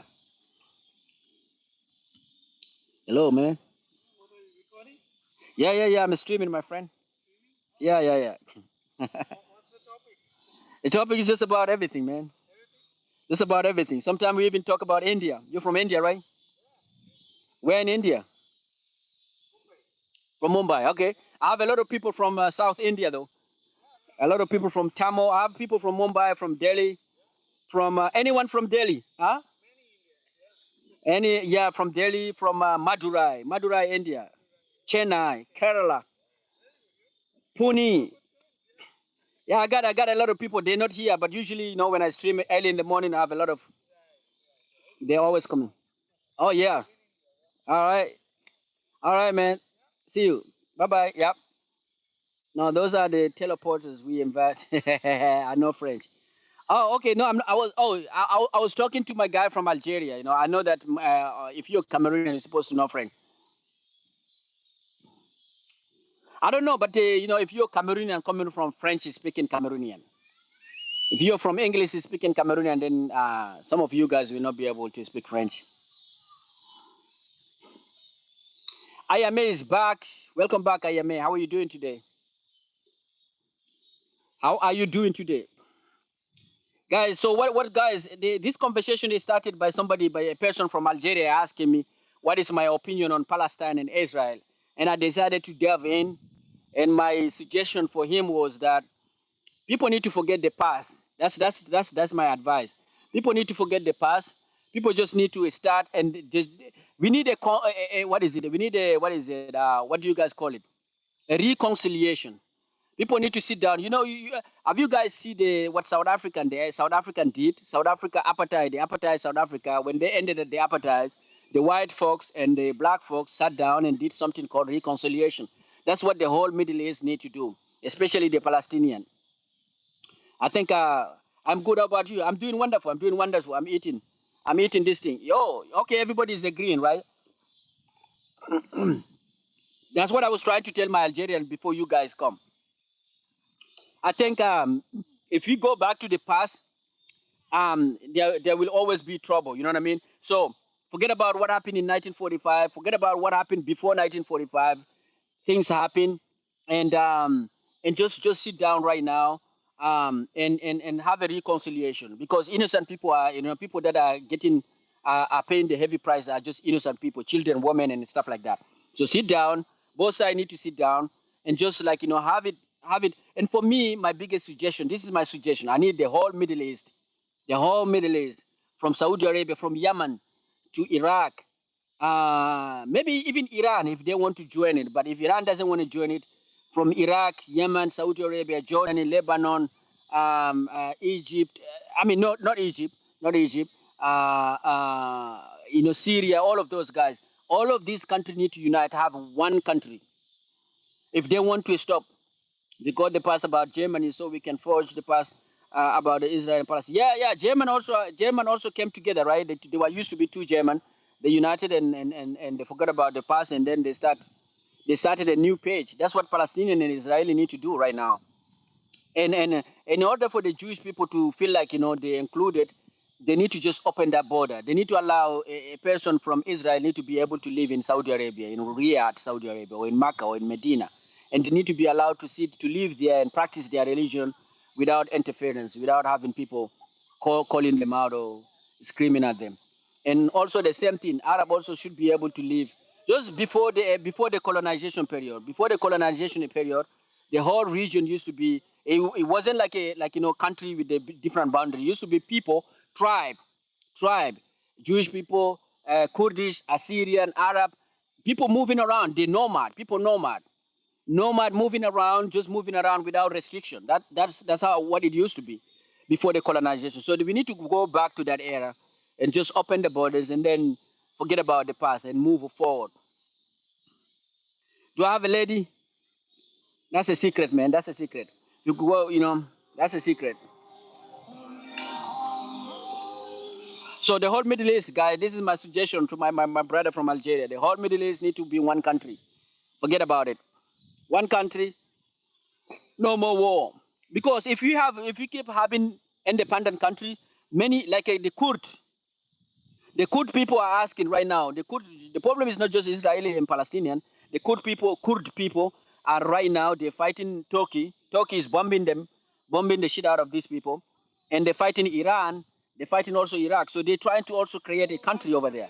Why? Because they're seeing that every tribe, you have to look at it as a tribe. When all of these tribes see that Arab have like more than 20 countries, then every tribe will say, okay, we need our country. That's what the Jewish people are saying. Because Jewish people are telling you guys that how come we used to live in one country, we used to live together with you guys, and now you guys have more than 20 countries and we don't have any country. So we want our own country. That's what is happening. And so there will be a lot of tribes that will reclaim the Assyrian, the people, everybody will be claiming that, oh, we need to have our own country, we need to have our own country, we need to divide, and it will cause a lot of conflict. So in order to heal all of that nonsense, just remove the borders, have just one country. What's up, my man? How you doing, man? Yeah, man, I'm doing wonderful, man. What's up? No border. No, we're not talking about USA though. We're talking about people from Middle East, you know. All right.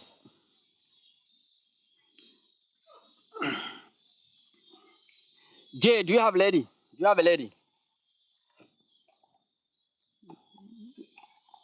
That's my take.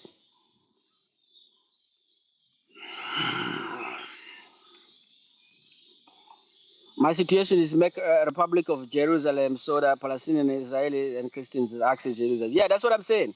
That's what I'm saying. I mean, make it no, not only Republic of Jerusalem, but make it one country from UAE, Qatar, all of it one country, so that everybody have 8 ladies. Bro, 8, man, 8. That's a lot. Do you live with them in one house, or do you have them like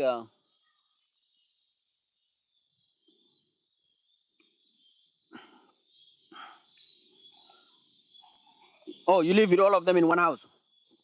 I don't know how many bedrooms. How many bedroom do do you have in your house? How many bedroom? Oh, you live in a mansion. Okay.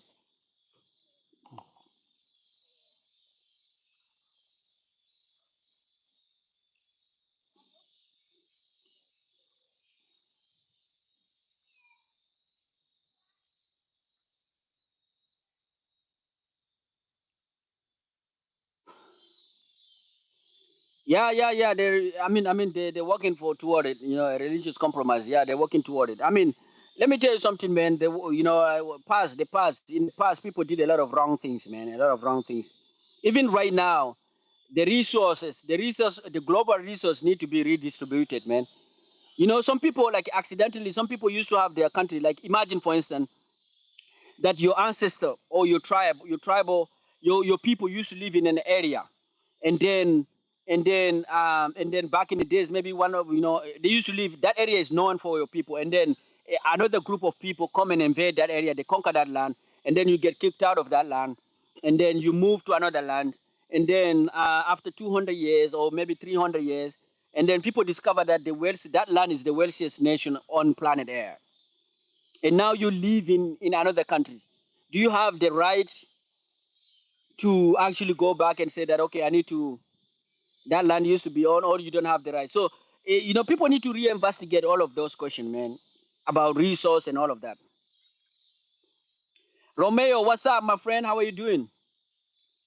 Jay, but I only a religious compromise need to be achieved. Yeah, religious compromise is heavily needed, heavily needed, heavily needed. But I'm not worried about religious compromise. I take like the, no matter how you try to not have a compromise, you will be forced to compromise. We are in an era whereby it doesn't matter. No matter how conservative you are, the world that we live in will force you to be actually to compromise. So I'm not worried about that. If you live long, you will realize that it's actually better for you to actually start compromising right now, because um, you know,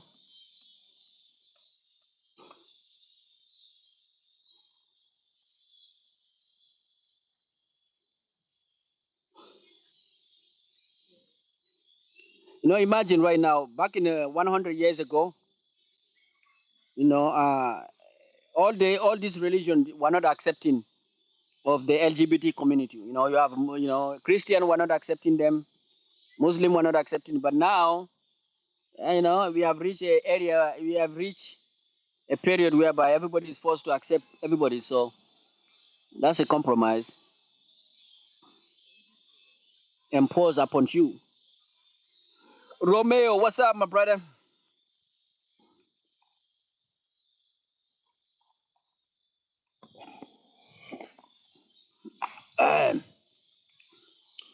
So yeah, guys, if you guys force me to talk about politics, we'll talk about politics. Go back to history, talk about politics, and talk about just about anything. Anything is open today. Anything, just about anything, guys. My friend from Japan, what do you think of Japan? The Japan and Korea and China. Is there any possibility where Japan and Korea and China can unite? What about North Korea and South Korea? Can they unite? Can they unite and become just one country? Can they forget the past and just become one country? I think Jerusalem can only be peaceful if there's another countries overseeing it. Oh yeah, you think so? I mean, Jerusalem is the base, man. Is where all of this religion started. All of this Abrahamic religion, they take in their root in Jerusalem. Jewish people see it very important. After that, the Muslim also actually conquer that land and they build their second mosque after like like the second most important mosque is actually in Jerusalem. So yeah, it is important for every one of them. But Christians are supposed to accept everyone. Yeah, they are forced to accept. Not they're not supposed. That's what I'm telling you. When people talk about morality and religion, I'm saying that morality is actually not a creation of religion. Morality is actually a human creation, because humans are forcing religion to are forcing religion to be more. What is it? What the word to use? To be more accepting, to be more moral, more ethic. Like in some sense, human are the one who are forcing religion to to accept others, not the other way around, to do good things. Korea and Japan are too different to unite. Why? So it is incompatible. Wow, that's a huge. Why? What makes you say that? What are the difference between Korea and Japan? Let me tell you something. I'm not trying to be. Don't misunderstand me. For many people from outside of Korea and Japan and China, even me included, not long time ago, really, I didn't know the distinction. If I see an Asian from your area, I will never. I don't know the distinction between. I cannot tell whether he's Chinese, Japanese, Korean, or I don't know. So like for us, like we see, for the outside world, I think majority, 80% of outside world, when they see you guys, they think just like we the African, for instance, when we go outside, everybody, when you guys look at us, you think, oh, Africa, Africa. You don't see the distinction between this guy is from Senegal, this guy is from Cameroon. This is the way we see you guys. When we see people from that area region, we think that you guys are one, you guys are compatible. So it is incompatible. East and West Germany only got united because the Soviet Union funded the regime in East Germany, and then the Soviet Union allowed the United Mega. Okay, I see that, but China, who fund I'm a friend. China, who fund North Korea, would never do it, and I can tell the difference between Korea and Japanese people. Oh, really? No, the difference do exist, but like I don't know. I don't know. I think since you guys have a different language, you have different writing system, and it is expected. It is expected. For me, the way I see it, though, I see you guys as tribe. I see you guys as tribe. I see China as one of the biggest tribe in Asia. Even though within China itself, there's different tribe, different people with different language. But I know that Mandarin is trying to take over. But I see you guys as just tribe. In African, the way I see African. For instance, in Africa, we are used to see people who speak different language. We call them tribe. We call them, these are people who are independent. They have different culture, different belief system. But even with all of that, we are actually living in one country. I can tell the difference between North. What about the difference between right now? You have North Korea and South Korea. North Korea and South Korea. One of them was like South Korea adapted accepted the USA and is a capitalist system, and then North Korea is a Soviet Union, communist, and all of that. Do you think like similar to Germany? Do you think that they can go ahead and unite since all of them are Koreas? Belarus has Russia. Yeah, yeah. For me, I think the world right now is just going. We have to. We are going toward like a region uniting. So like you have to have Africa, the whole continent of Africa, forcing themselves to unite, or at least the sub-Saharan African uniting, and then North Africa uniting, and then you have in Asia, every the big guy who is the China is trying to force all the countries around China to unite with China, become just one, just like European Union. In Europe, European are trying to force everybody to go with them. In Indian subcontinent, you have India, who is the biggest guy, is forcing Pakistani, Bangladeshi, Nepali, Maldives, all of those guys who are in the Indian subcontinent. They look similar. You don't see the distinction. They know that there's a distinction between them, but from the outside, we see them as Indian.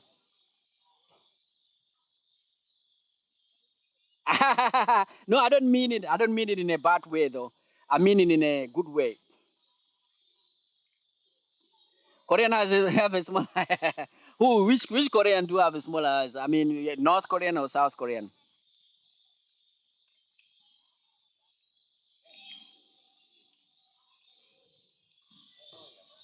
I had a conversation with a North Korean guy. He said that South Korean are very arrogant. That South Korean are very arrogant. They see themselves as though they're better than all other guys, all other Korean.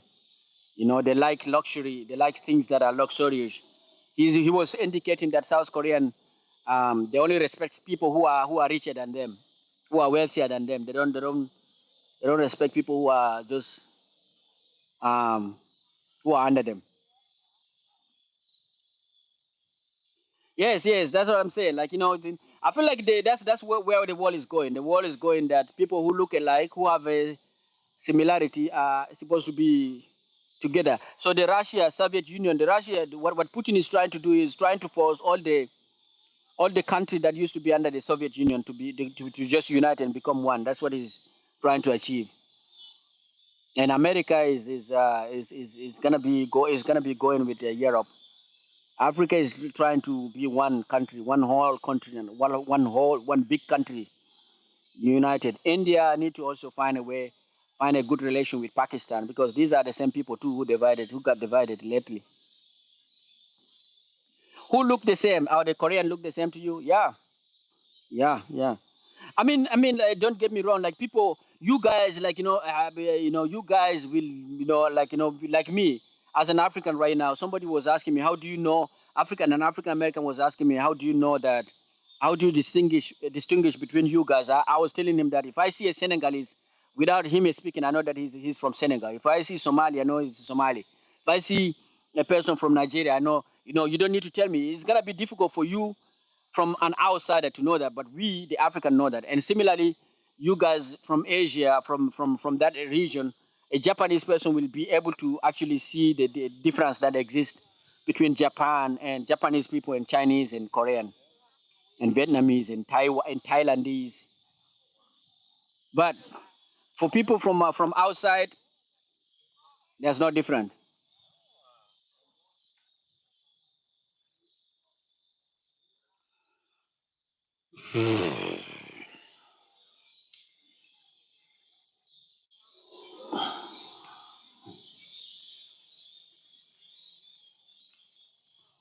Thank you for the thumbs up, guys. Thank you for the 9 thumbs up. It means a lot. Some of these days when we sit down, when I stream, I just talk about anything. There's no limit, man. Just talk about anything. Politic involved. We get involved in politics and all of that nonsense.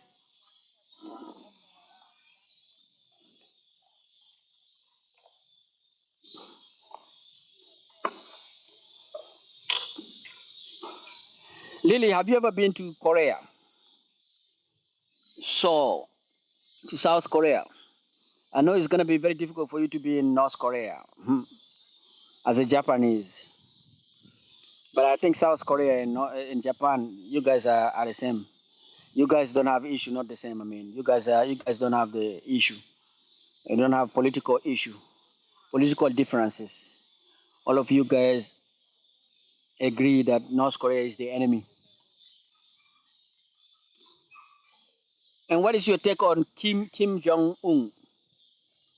Do you think Kim Jong Un is a good guy or a bad guy?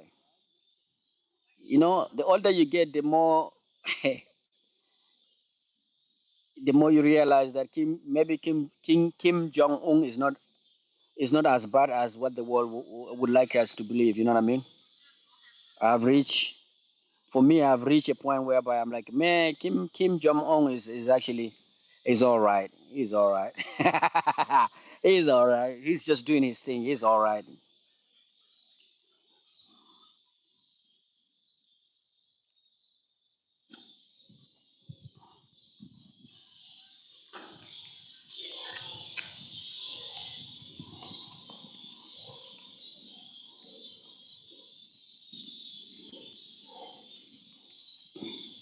It's not easy when you sit down and you know in front of people who are barbecuing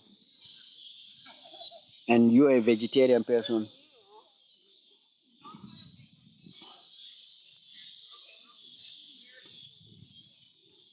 One water drop plus one more water drop equal bigger water drop, not two. North Korea. Ah, really? One water drop plus one more water drop equal bigger. Yeah, yeah, I got you. I got your point, my friend. North Korea is one big North Korea, man. North Korea. I like that dude. That dude, that North Korean leaders. I feel like he's bringing the balance. The universe need him. The universe. I mean, he's making the political arena, the global political arena. He's making it a little bit interesting. Like imagine if we have everybody who agree with everything that the Americas and the European are saying. It won't be interesting. We need entertainment. We need to be entertained. The United Nations will be boring if you didn't have people like a you know, you don't have people like North Korean leader and the Chinese and the Putin, and yeah, they make it a spicy. They make it a little bit spicy, and it is beneficial to humanity.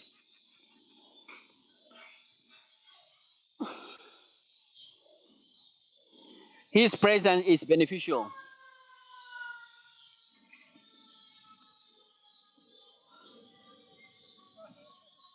We have ambulance. We have people that are.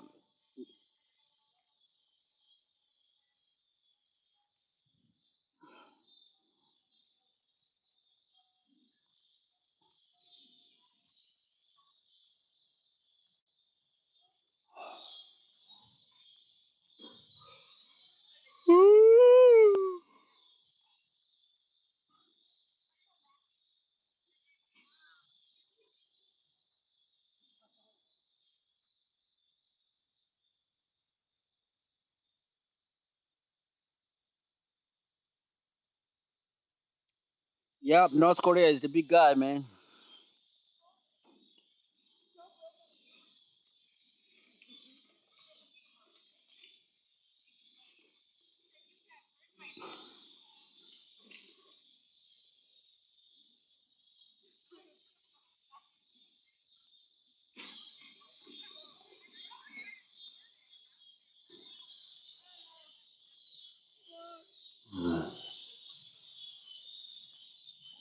Look at my finger.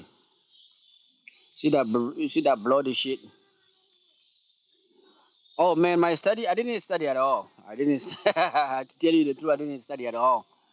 Went home, just did some laundry, and then I start watching some crazy things online, some argument and shit like that. But I need to do. I need to sit down. I need to sit down. I always I'm like, bro. I was thinking that I was supposed to. I was thinking of doing it today, but I didn't do it today. And tomorrow I'm going back to work. So shit. I need to sit down, man. I need to sit down. I don't want to be surprised. I hate it. I hate going to the interview without, you know what I mean, without a good preparation. I need to prepare myself. I need to be ready. I need to be ready. I don't want to be hit by with a question that I'm not able to answer. That's a terrible place to be. Being hit with a question, easy question, but because you didn't prepare, you failed to answer. Procrastination is one of our worst traits. Yeah, yeah, yeah, yeah. You know, our body. I think our body is not made to suffer, man. Our body don't want to do difficult things, man. Everything that you're supposed to be doing, even like everything that you like, if it become routine, like you don't like routine, man. Your body say, man, get out of here, man. I'm not gonna do that. Just wanna chill. For me, like even like things that I like to do, if it become like something that I have to do, I just fail to do it.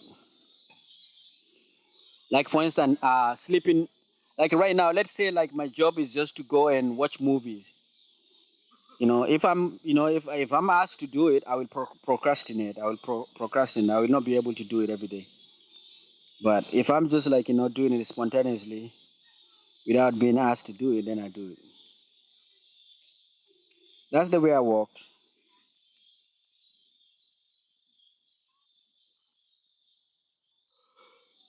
But yes, yesterday I was cooking. You see what I did? I hit my finger. I hit my finger and bled a little bit. Rosalia Gomerova Ching Hizan AI. Good morning to you, my friend. Good morning. Where are you from, my friend Rosalia? Where are you from?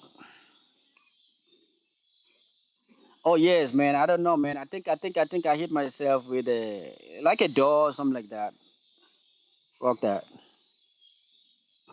Like a door, like it was bleeding. It was bleeding heavily, but I clean it. It's getting better now. It was one of the most painful things of 2024. So this is the most painful pain that I felt this whole year. That's how you know that we live in a luxurious life. When you're pain, when this is the most painful things that I witness. Hey, I'm from United Kingdom. Welcome, my friend from United Kingdom. How are you doing? Is that your pictures? Is that your pictures? Which one are you? Are you the mom or you the children, or are you the son or the daughter? Rosalia Gumerova. Did I say your name correctly, Rosalia? Ching Hizan AI. How is UK and where in UK are you coming from actually? You in UK? What time is it right now in UK? Oh man, right now it's 6:35. 6:35 p.m. How about you? Are you living in UK? I don't think it is morning. It's early morning in UK right now. So I think it's still like around maybe 2, 3 in the morning. From London, what time is it right now in London? You're acting as though London is in Australian continent. My friend from Japan, what time is it in Japan? You're telling me that it is. Oh, in Japan is actually Sunday. It's already.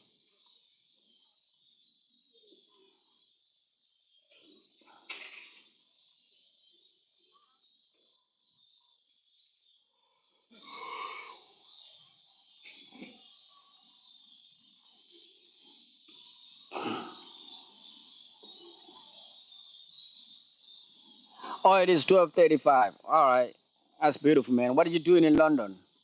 Are you a student or you are working?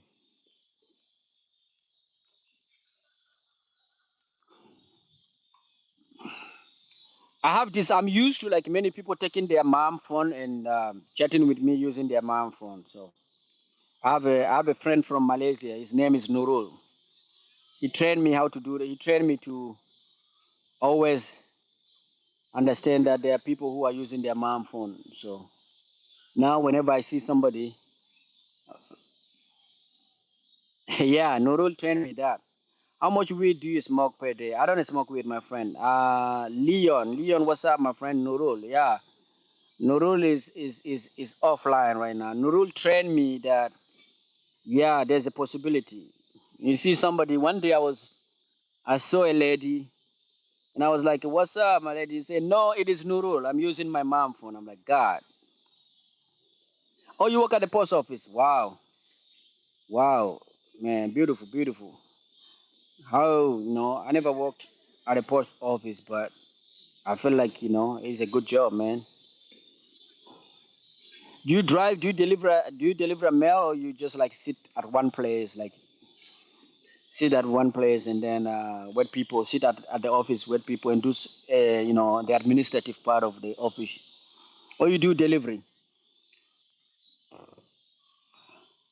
We have people, FedEx people who deliver mail to our apartment.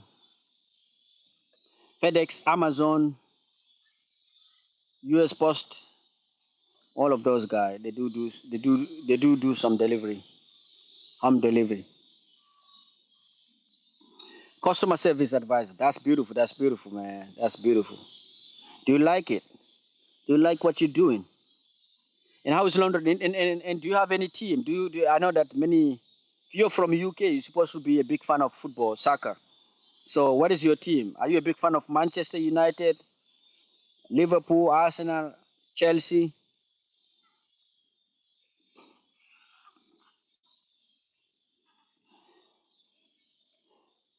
Or your customer service advisor? That's beautiful. That's beautiful.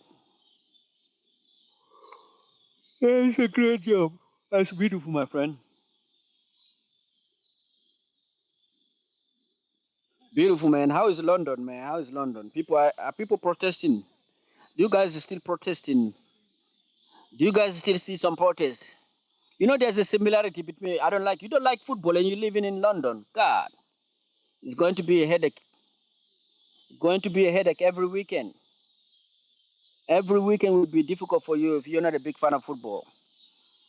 Football is huge in London, especially in London, in UK in general, but London, bro, you see them everywhere. Every bar you go, every Sunday is a good day to talk about football. All their sport TV channel are just talking. All the England channel, sport channel are just talking about football. Everywhere you go, sport. When they say sport, it's just about football. And since we're talking about football, guys, is there anyone who is a big fan of Cristiano Ronaldo? Cristiano Ronaldo just broke a record, a YouTube record. He was able to achieve 1 million subscribers in just less than a day, less than 24 hours. That's a record. 1 million subscriber in less than 24 hours. And then he was able to take over his biggest fan, ISO Speed. He was able to achieve 28 to get 28 million subscriber in less than 48 hours, I guess. Right now he's heading to a 50 million subscriber. This is less than a week. That's how big Cristiano Ronaldo is, man. So if you're a big fan of Cristiano Ronaldo, WTO, my friend. What about Messi though? Messi is not Messi doesn't have that kind of influence, man.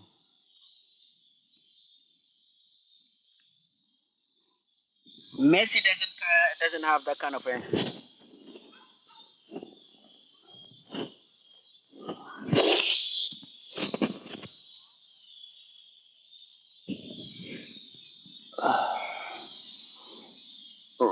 Yeah,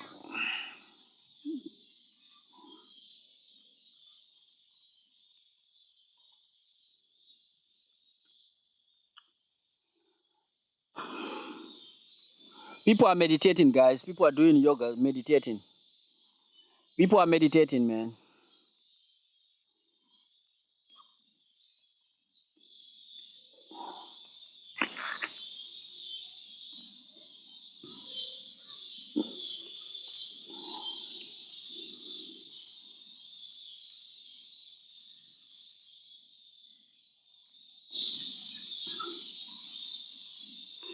Don't like football, and you're not part of the football kingdom.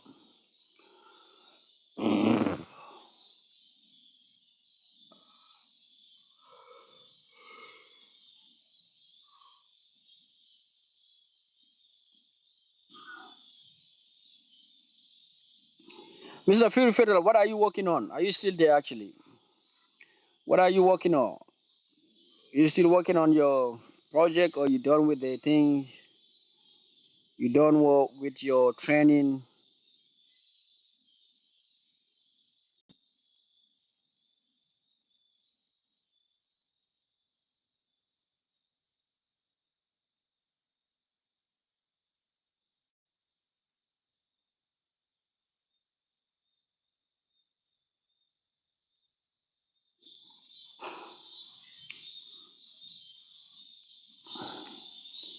Is this baseball or cricket?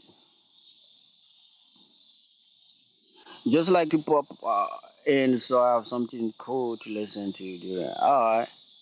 No, I'm asking, like, are you still working on? Are you still training? Are you still on training mode, or you actually done now? You're working, you're creating some new project. You finding some solution to your scientists.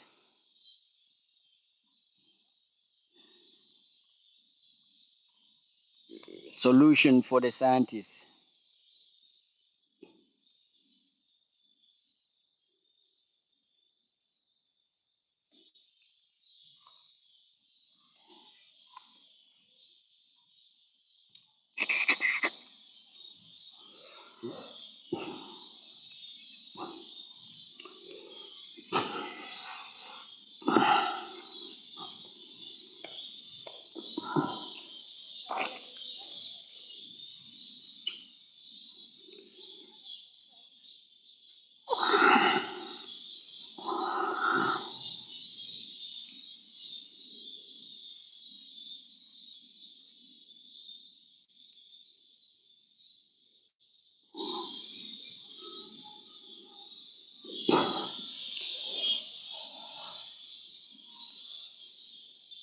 Yeah, I think I have.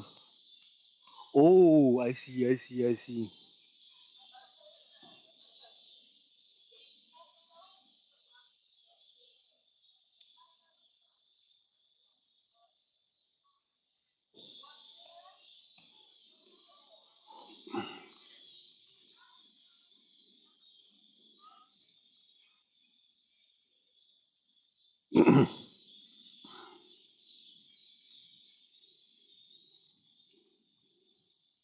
To what I'm doing. One part is getting caught up on microbiology, which forget.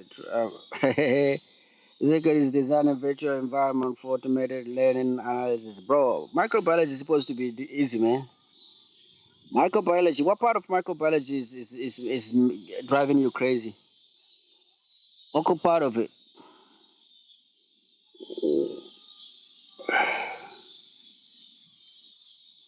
Yeah, yeah.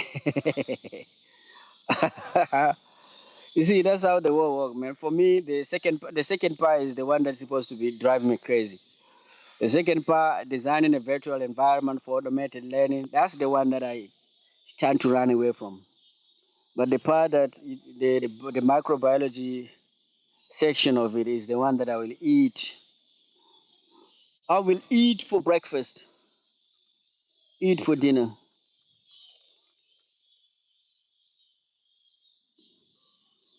Yeah, microbiology is I don't know, man. I think microbiology is it's not that difficult. It's all out there.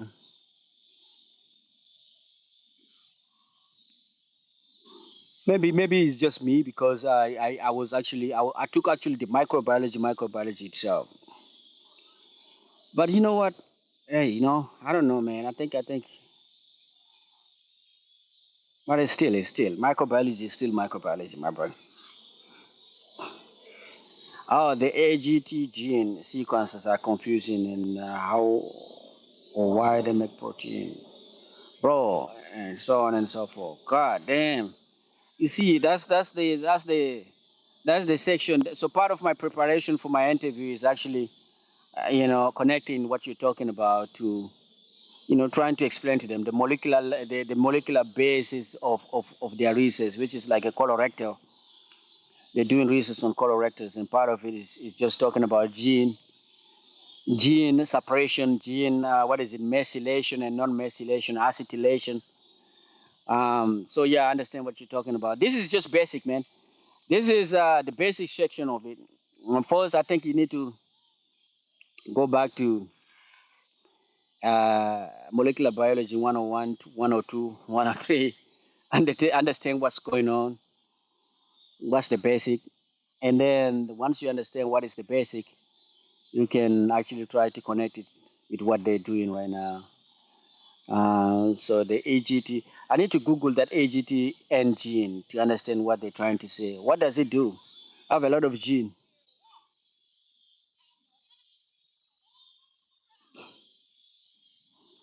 Are you guys seeing what is happening right there? See that meeting? See that meeting they're having over there?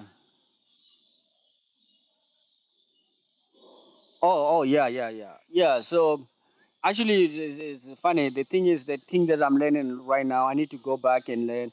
So you just need to go back and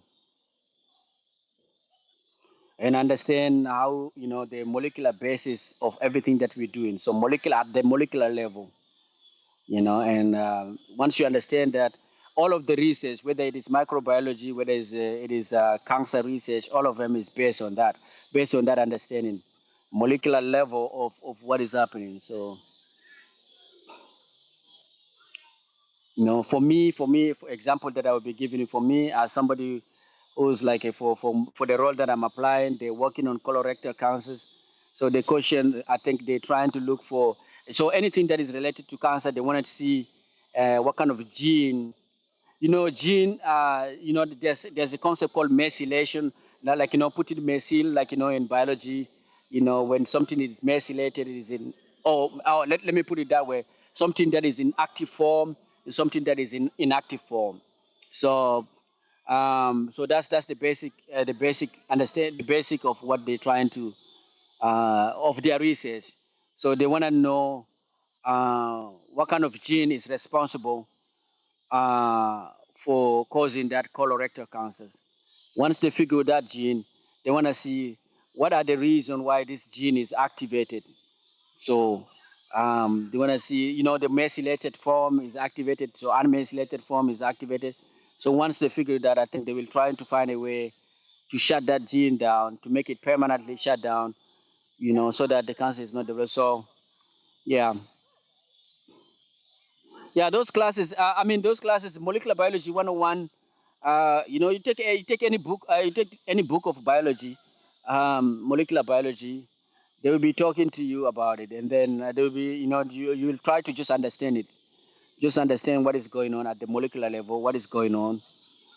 Once you understand, once you know, first from the basic, from the cell level, understand the structure of the cell, from the cell line in the wall, the membrane, cell wall for the bacteria, cell membrane, go inside, understand the inside of the cell, they call it cytoplasm and all of that, the structure that exists within that cytoplasm, and then go inside of that cytoplasm, there's something called nucleus, go inside that, you have the structure of nucleus, and then you go inside that, and then this is inside the nucleus, you'll find the DNA or whatever. They keep that shampoo with me. They get knocking. Oh yeah, they use jargon. Okay, around that a lot with me and call it knocking out. Yeah, knocking out the gene. So that's the basic of all of that. You see, that's what I was trying to tell. So the simple way of you to understand it is that gene, so you have all of the gene. You have the gene. So for instance, in all of your cell, you have genes. You have all of the gene in your body, in every cell, every part of your body. So like I have a gene that is capable of creating eyes in my skin, but there's no eye here. Why? What is the reason why there's no eye? It's because the gene that is responsible for creating eye in that part, in that portion in my skin is actually shut down. So it's not in active form. So this is what you need to understand. So you have the gene that is supposed to, you have all the gene in your body in here, in your eyes, but they're not in active form. You know what I mean? So this is the way you need to know. And then when it comes to cancer, then you know that they're trying to work, they're trying to identify. We already sequence all of those genes. You're trying to identify the gene that the gene that is causing a disease, maybe a cancer, and then once they find it, try to study why that gene is activated. It wasn't activated. That's the reason why the person wasn't born with a cancer. But why is it activated at a certain age? That's the question that you need to ask yourself. And then, is there any way whereby we can we can actually permanently damage that gene from your young age so that it doesn't get activated later on?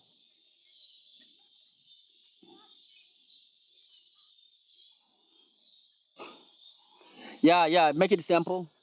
I need to go back. Me myself. I need to go back and just go back and see and make the connection. Now I need to now make a connection. So okay, we sequencing that cancer gene is we sequencing that one.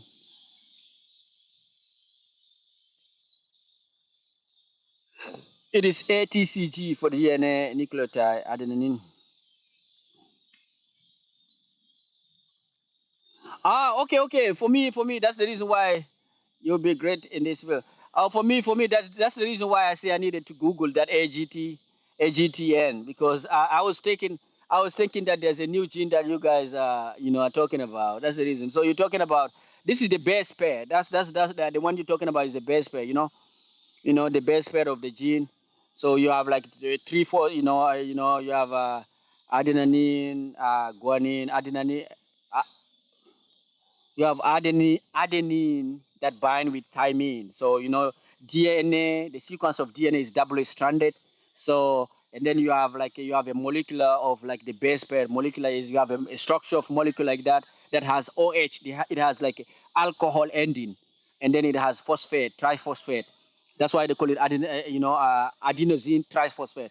So it has like a bunch of phosphate, and then it has like a OH ending with OH. And whenever you have OH in a chemical environment, whenever you have AH, you always pretty sure that there will be a union. That union is called like what I mean. Is a strong union actually. So OH, if you have OH here, and then you will have OH from the other side of the DNA. You have two strand. This is two strand, and on this side you have adenine. On this side you have thymine.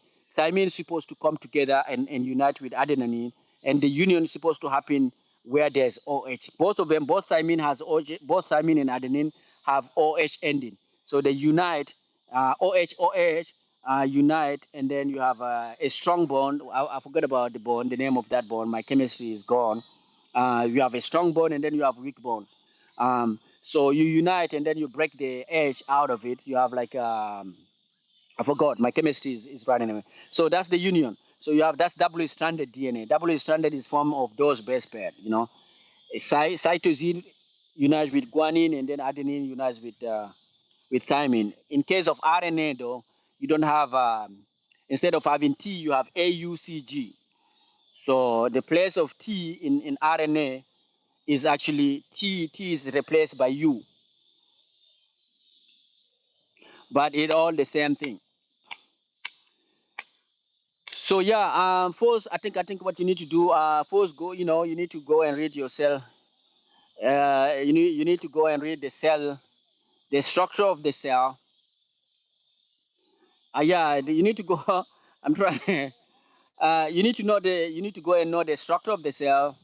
The difference between the structure of the cell, you have the bacterial cell and then you have the human cell. So you need to understand that some bacteria they have something called wall, and human I think we don't have wall. I think we have just membrane. You need to read from the membrane down to the inside of the cell. You need to understand all of that. If you're a biologist, you need to understand the way the structure of the cell is actually the way it is formed. You need to understand all of those channel, all of those like a gate that is, that allows certain thing to come inside the cell and certain thing to go outside. And you need to know all of that. And then you need to go inside the cell, know that the environment inside that, yeah, also, yeah, the environment in that cell is called cytoplasm. Within that cytoplasm is where majority of protein is formed in that, is created or but the creation of protein actually happening, I think, inside the nucleus and then it's exported to cytoplasm. So within the cell, you have a cell with a distinct membrane. Inside the cell is called cytoplasm. bunch of structure are there. They're responsible for creating protein and all of that. And then inside that cytoplasm, you have a nucleus. A nucleus is also like independent. So maybe you can be inside the cell, but you're not inside the DNA. So inside that nucleus is where you find your DNA. That is where you find that. So nucleus it has nucleolus, which is like the nuclear wall, and then the nuclear environment, which is like you can call it like just a cytoplasm, but in a nuclear environment. Within that thing, you will have like the chromosome, DNA. Your DNA and chromosome is there. So if you take your chromosome, you zoom in, you'll find that thing that we're talking about, the base pair, the molecular, the structure that form your DNA. And within those structure of the DNA, you can go and see gene. You can start studying gene. You can see your gene. You can see gene that are responsible for creating things. Gene that are what is it? Gene that are what is it? Awakened gene that are sleeping. You study all of those gene, awakened gene and a sleeping gene. Just bring that energy to the diamond when you'll be well. Also help me study nucleotide. Also help me study nucleotide. Yeah, nucleotide is easy, man. I need to remind myself, I need my nucleotide is easy. So I think nucleotide you're talking about the deep part of nucleotide is what we're talking about, the base. The molecular level of nucleotide is that thing that you're talking about because you're just zooming in. What they're doing, what molecular biologists are doing is zooming in, zooming in, zooming in. They zoom in from, from the, what is it, structure level, from the organ to deep inside the molecule, zoom in to into the cell, zoom in inside within the cell, zoom in again into the nucleus, zoom in again into the nucleotide, nucleolus, zoom in. I mean, you go into the nucleotide, you see what is the basic of that nucleotide, and this is the base pair is actually the thing that you're talking about: adenine, guanine, cytosine, and all of that. And like I say, the only thing that you need to know when you're inside that nucleus, the main concept is that when you're inside DNA, your DNA, I think all of your body have the same DNA. So like when they're looking, so like when they take any part of your body, they can know that this is you because your DNA is you. It's saying that it's you. That's the reason why in a like forensic environment, when they come there, anything that you leave behind can identify you. Anything that you leave behind. If you touch something, we can get from your we can identify you. If you spit, they can take your saliva and zoom in and will be able to know that this is you. This mean that all part of your body have a similar DNA. You have things that are similar. But what is the reason why your skin is different than your eyes? Your teeth, certain part of your DNA in your mouth, the DNA behave in a way that you have a teeth in your head, the DNA behave in a way that you have hair. So what is that region? The region is just simple. The DNA is still your DNA is still your DNA, but there are certain gene in your DNA that is expressing themselves. They express. So the I gene express itself in the location where there's an I. So in this area, your DNA, your gene in this area will allow your I gene to express itself, and it will create an I. In your bone, it will express your I gene will be shut down, will be knocked out. It will not express itself. It's just your bone will express itself, so forth and so on. So that's and so based on that, you will understand that okay, people are just manipulating. People are just taking those DNA and trying to manipulate and see how they can shut down. They're just using gene, just identify the gene within your nucleotide and then see what is the role of that gene. What is and the knocked down or knocked out gene is the way you identify the function of a gene. So for instance, uh, I don't know what kind of gene. So let's say there's a gene that is responsible for creating a protein, a certain protein. Um, how do they know? How do biologists know that that's the gene? They go in that area, they start knocking down, they start killing all of the gene around that area, and then they knock down one by one, until they're left with just one gene that is able to produce, and then they still have that thing. They knock with this gene, and then the protein is still created, and then they knock another one until they find which one is actually responsible for that. When I learned that we use heat to unravel DNA to edit it, a man explorer, I didn't need to get much deeper science education. Keep going through the cause it's so much easier to listen than to and no, but the listening, this is what listening will give you. Listening will give you just the bigger pictures. Most of the thing, maybe I may make mistake in what I'm telling you, but I'm just giving you a bigger picture the way you look at it. This way, when you go back to your book, then you know the concept is not foreign to you. You know what I mean? It's not foreign. So listening just to get the bigger picture. It's not like something that you're just going to or something that you don't know, you never heard of. So yeah, DNA unravel, DNA denaturation. Have you ever heard the concept of denaturation? So protein get denatured, DNA get denatured, RNA get denatured. The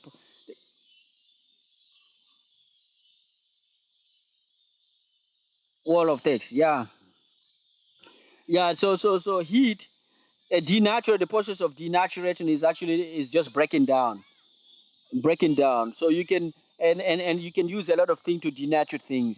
And part of the thing that you can use is actually heat. So using heat, you can use heat to break down DNA. That's denaturing. So you, like I said, DNA is doubly stranded. That's the call. DNA is you have two strands, one, two, and this and both of these strands they have the linkage. Their surface is lined by adenine, guanine, thymine, cytosine. Those are the things. Those are the molecules that are lining them. And you have the same thing here. You have opposite here.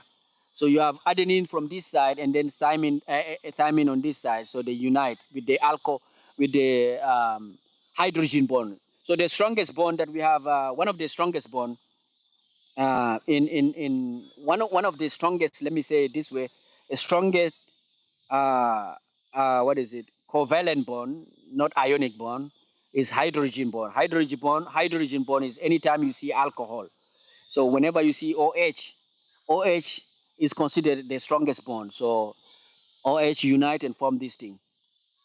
But what I was trying to say, so the process of denaturing, you have two strand of DNA, they unite. If you want to sequence them, you need to break them, you need to separate them, split them. So you can use heat or you can use some strong reagents, strong base like NOH, sodium hydroxide. Hydroxide is considered a strong base. So you can use NOH in our lab, for instance, we use NOH. So you use NOH, which is a strong base, and in an environment that is acidic, and then you break that bond, you break that, you denature, you break that gene, double stranded, it become one stranded. And once it become one stranded, you can use this one stranded. You can have you can create a new you can use it as like what is it as a copy. So you can use you can create a new strand based on this strand. They use something called polymerase chain reaction. Yeah, polymerase. Yeah, PCR. PCR is amplification. Is something that is used like once you break down this thing, the double stranded DNA, you can use PCR to amplify to create, and all of the sequences is just using that. You have a copy, and then you want to create a copy of that, multiple thousand of copy of that. So you use this one. You already have this copy. You have this one. This one have adenine, thymine, cytosine, guanine. You can have a primer. You can have a primer on one side, you know, a DNA polymerase and primer, and a small side, and then it can start just based on this side it start creating DNA. So DNA polymerase, or and along with the primer, you need to have DNA polymerase in order to create, to synthesize a new sequence of DNA. So DNA polymerase play that role. So you have in a sequencing, in those machine Nova sequencer, you have one DNA, one strand of DNA, and then you have a primer and polymerase, and the primer will just create DNA based on reading, or based on the reading that this side of the sequence have, like you have the primer will have, like if you have adenine here, the primer will create thymine on this side. So if you have adenine on this side, primer will create the DNA polymerase will create thymine on this side. If you have cytosine on this side, the primer will create guanine on this side. So it's just creating a complementary base. It's creating something that is complementary to this stranded, single stranded. So those are polymerase. PCR, they are just like that. They're using to, there's a way, but that's one thing though. So yeah, I think once you go and find a book, biology 101, 103, 104, don't even complicate it. Just go like basic. Everything is basic, man. Once you know your basic, you know what is happening, and then you know, oh, okay. If all of this technology is based on that basic, all of this technology that they're creating is just like is just based on that basic. If you don't know the basic, the technology is not gonna work. You never know why the technology is using. So once you know the technology, once you know the structure of our DNA, the structure of your cell, the molecular base of your what is it, your organ, then everything will be cool. gRNA and system like CRISPR-Cas, for example, are mainly things that they are focusing on. But educating myself is kind of guided, but not really. Oh, really? CRISPR-Cas9. All right, this is just cut. This is just a Caesar. Yeah, man. I need to go and sit down, go back to my old knowledge, go back to my undergrad day, and then read that shit and refresh my mind, understand the gene very well, and then come back and then connect it with what they're doing. If I get that time, or you can replace also. Kaspaka is nice. Cut and replace. Okay, cut and replace. Okay, that's beautiful. And cut and replace. Yeah, that's how they creating the new shit, right? That's how they editing gene. CRISPR Cas9, man. What kind of equipment they use to do that, man? What is the machine that is used that you guys use to do that to achieve that job of cutting of editing gene?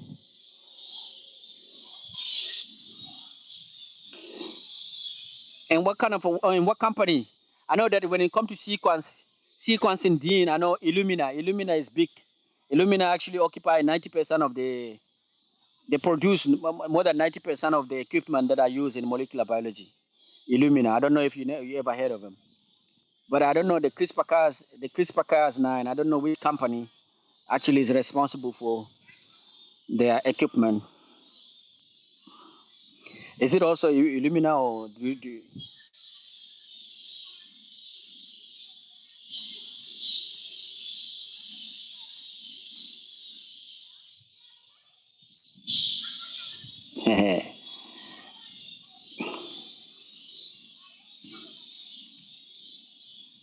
you have the military base, or I don't know, the people are training themselves to fight.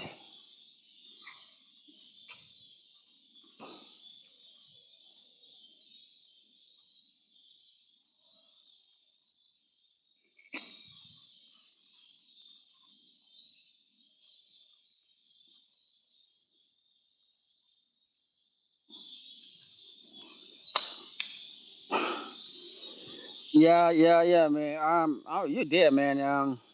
I think getting you a good book of you have to you just since you're already there, you're working, you're an engineer or AI technician who is working in that domain. It will help you a lot.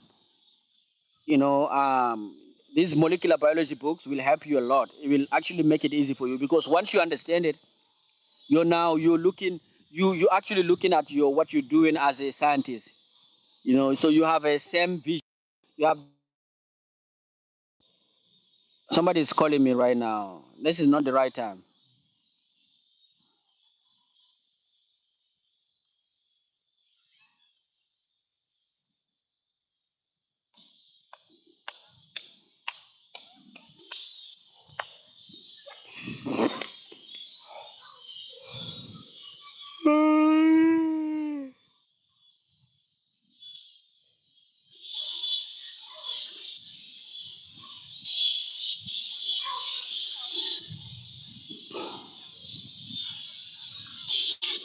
I don't do that part. I am more working on a virtual environment that can predict the outcome of the edit. They have a giant data set though. I have to use R, and even if it has limitations. Also, you using R, man. Ah, that's beautiful, man. Using R, man. It's been a while. It's been a while since I used R. R programming is beautiful.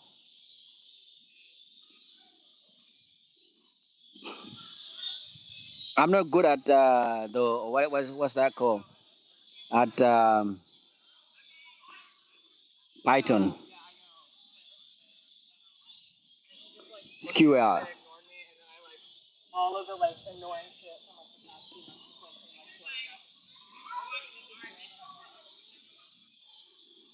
Yeah, here in Chicago, everybody now have like a everybody is pro Palestinian, man. Everybody.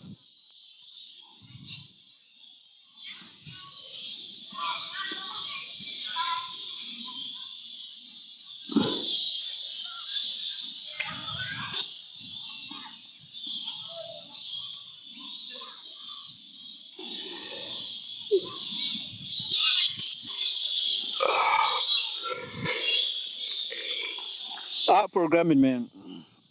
You're into it, man. R is beautiful, man. SQL. How does SQL do work? I mean, SQL. I never used that thing. When I was in a my bioinformatics classes, I took R programming. Yes, I did.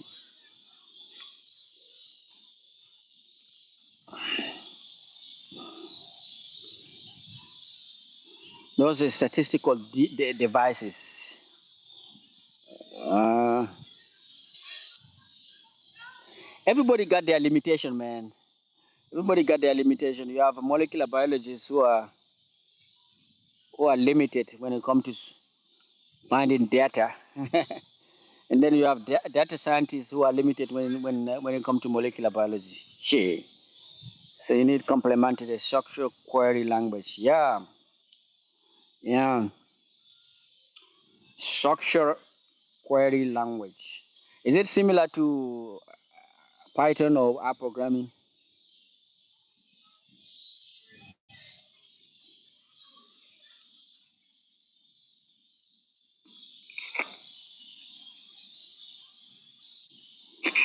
Yeah, scientists are limitation. So we have to work in collaboration. You have statistic people. You have bioinformatics. Bioinformatics is one of these major that is now out there. We don't even have a. I don't think many schools don't even have a PhD level. Like if you wanna, you have to just teach yourself.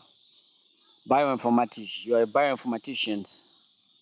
How do you become a bioinformatician? You have to just teach yourself.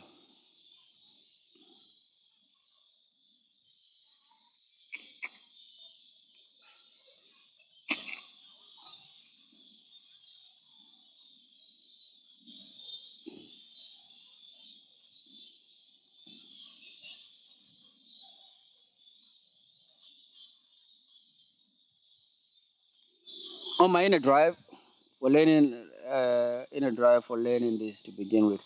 Well, I was actually, like I said, um, I think the first person to put the idea of anything that is biological science and human science was my dad. My dad was the guy who actually put the idea that, oh, even though he's the one who introduced medicine to me, and in order to achieve that, I needed to do certain things. So even though it became like who I am later on, but he was, I remember, very young. Maybe when I was even younger than maybe around 3 or 4 years old. Um, he was like, bro, we don't have a doctor within this family. Your role. He's a businessman. He's like this family is missing one of the profession that we need this family to have is being a doctor. And he was holding that journal. He was reading that journal. I remember that day he was sitting right there, and I was sitting. He was like, bro, don't waste your time with this nonsense. literature, French and all of that nonsense. He say we're looking. We don't the family don't have any doctor, man. My dad family, we don't have any doctor that time, around that time. Now we do, but that time he was like, bro, we don't have the doctors, and he was reading, a journal about medicine and shit like that. And he was like, bro, you need to do that. I was like, I didn't pay attention, and then later on, you know, un, unknowingly, I started just directing myself toward biology, biology, biology, biology. Finally, I made it to Egypt, uh, went to biology, then they went to medical school, came back, came out, graduated, came to the US, went back again, did medical school. I did biology again. So yeah, it's accident. I think your environment dictate what you become, and majority of the time. Now imagine if my dad was like other dad, if he just got up, he's like, when I was 4 years old, it's like, I think you need to become a soccer player, because that's where the money is. Majority of our neighbor people, kids in our neighbor, are playing a sport, man. And this is a sport where, it's your parent introduce everything, your environment, your parent. Some parents, just take their kid, you need to become a fantastic, you need to be a good boxer. Just like Floyd Mayweather. Floyd Mayweather? I think his dad is a boxer. His uncle was a boxer. His dad was a boxer. He grew up in an environment that, forced him to be a boxer, and he became one of the best ever to do it. Me, on the other hand, my dad just decided, oh, we need a doctor in that family, and I took that.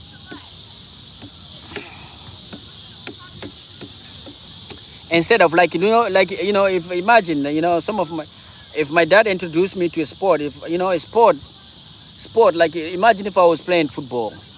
Like, one contract will be enough for me to survive for the rest of my life. You have these young kids in my village right now who are signing their contract. This young kid, 16 years old, you get one contract in Europe. You know, the least you can get 5 million euro in your bank account. They take the tax. Even if they tax you, they remove their part, and you still get around 2.5, 3 million, 2.5 million, 2.5, 3 million in your bank account, and you set for the rest of your life. You know, this is if you manage to get to that point. But when you want to go to school, you have to suffer a lot, take loans, suffer.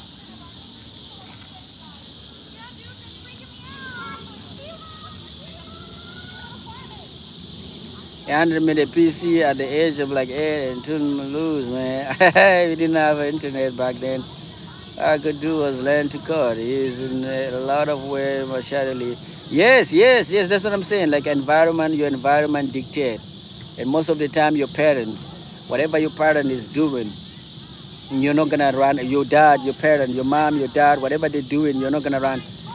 Sometimes, maybe in a rare occasion, they maybe both are teachers, just like Kanye West. His mom, I think his parents, his mom was a teacher, and he managed to become a rapper. It's very rare, but for majority of people, though, if your dad is an engineer, if your dad is a computer scientist, you'll be introduced to computer scientist thing very early. And for him, he ends up, unknowingly, he's actually transmitting the information. And that's what that's what we used to do back in the days when before this era. Parents used to, like, if your dad is like, a carpenter, that's what you learn. That's what you grow up becoming. Oh, he was a roofer and truck driver. Oh my God! But then again, okay, let me show you. This is how it works. This is how it works. I know the reason why. This is how it works. If your parents, if your dad is very well, like, if he if your parents are doing very well, if they are in a specialty that is paying very good, most of the time, if he's a doctor, your dad is a doctor, your mom is a doctor, one of their kids, if they have like 3 kids, one of them will be a doctor because you will be exposed. And maybe the other one will go to other specialty that is a little bit lucrative, that are very paying very well. Now, if your parents are just doing like, maybe they're not doing very well, the parent, like let's say the immigrant parent, those who immigrated to the United States of America, some of them are cleaning houses, are doing labor, they're working in warehouse. They try to set you up so that you become better than them. Yes, that's what they do. So like if if their profession is not that good, they will try to set you up so that you are actually better than them. That's what they will be doing. Now if their profession is good, you will be actually they will try to transmit that information. They will try to transmit that information to you, uh, and they transmit that information to you, and without knowing. So like you have that option. You have that option. Your dad is a very good engineer, and he's always on his computer, and from very young ages, he will force you to know how to do. You will know the basic of it. Yeah, you need to thank. We need to thank them. We need to thank them, and then I mean, they actually the smaller where you see it very clearly is actually religion, right? Religion, like if you're born in a religious family, in a very Christian family, 90% of the time you will be a Christian. There's no way. That's what they transmit. If you're born in a Jewish, you're practicing Judaism, there's no way they will transmit that. That's how you know the role of your parents. A Christian, if they're very pastor like, even if they didn't, even if you do, if your parents are pastors, if your dad is a pastor, even if you're not a pastor, he will try to set you up because you know that the pastor thing is not actually, is not very stable. He will push you to become better than him, but in the back of your head, you will always behave like a pastor's son. You have that, yeah, hello, my friend. You have that option of going back to be, a pastor thing.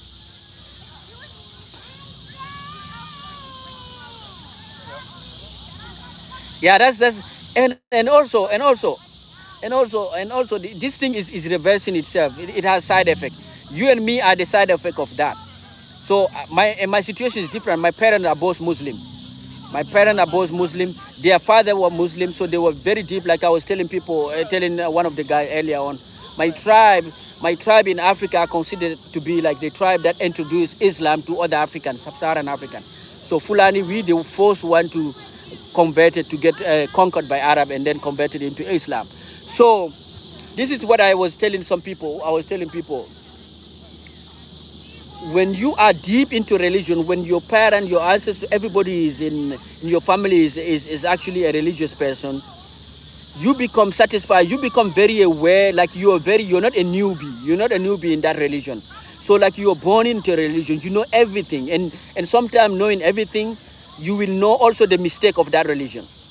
So you're very prepared to actually know, the weakness of that religion, because you all of your people, like you're coming from that environment, you know it very well.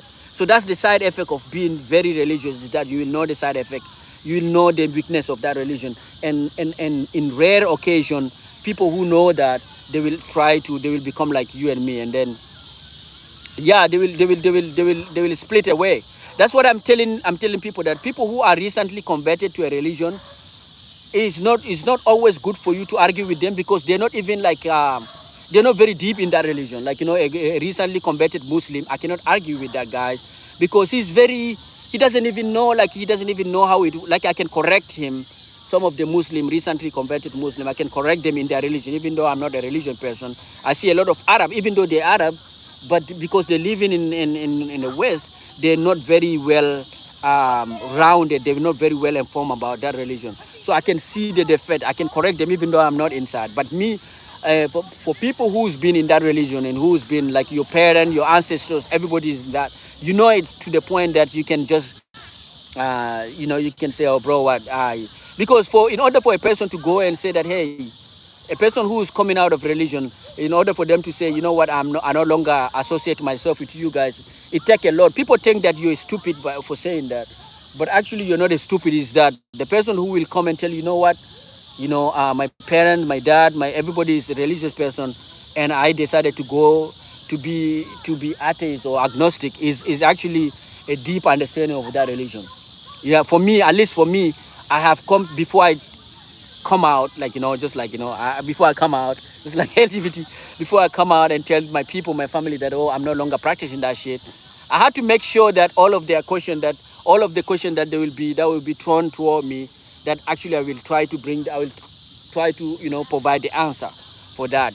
So most of the time, religious people think that, oh, when you say you're atheist, actually you don't know religion. Actually, is the opposite. Majority of the time, people, when you know the religion very well, then and you know the weakness of that religion, you will tend to dissociate yourself from that religion, because you know nothing will happen to you. You know the weakness. You know that, oh, okay, this is just a man-made thing. Okay, okay, okay. You know. So yeah. Catholic and Christian, I understand when you say that phrase that you know, all of your parents, and now you're no longer. I understand. This is the side effect of having a family that is deep in religion. This is the side effect, and also in your way out. Yeah, yeah. There's no question coming your way. Yeah, yeah, yeah, yeah. It's just not because for me, for instance, for me, let take my situation. You know, for somebody to come and say, like, for me, when I start doubting, when I start saying things are not making sense and all of that, I have to check myself. I have to make sure that I'm actually not actually you know, not actually, and I have to make sure that I do understand what I'm talking about, that I'm not just panicking, I'm not just out of my mind. And the way I did it, actually, when I was living in Egypt, I confronted the people who know religion better than me. I confronted them with a lot of questions. And most of it, that's how I started, you know, like the Arab, the Muslim Arab, the clergy, you know, the Imam, the big people, the people who are actually specialized in theology. I confronted them with the debate, you know what I mean? And the question that were concerning me, that I didn't find a good answer. And then I have to confront them. And at that time, actually, I was still a religious person, but I was asking questions because I wasn't satisfied with the answer that I was given. But and then you reach a point, because you debate all of those people, you reach a point, you realize that these people don't know what they're talking about actually. When you reach at that point where you know, oh, okay, okay, okay, I see. These people also don't know what they're talking. They don't even have the answer, but they're just like they're trying to camouflage. They're trying to just you know, trying to just find a escape. You know, when you I ask people question to the point that people don't want me to ask the question. They're saying that some question are stupid to ask. That's back in the days, I used to ask a lot of questions to the point that the guy said, this is stupid, and God doesn't want you to ask this kind of question. I was like, bro, what the fuck? God give me the brain and you don't want to say those kind of questions is actually stupid because it doesn't have answer. So it's like I'm like, bro, okay, okay. If you think that is stupid, that's interesting. So yeah, so 90%, that's the reason why I say 90% of the time, you know, the parent transmit the information that they have.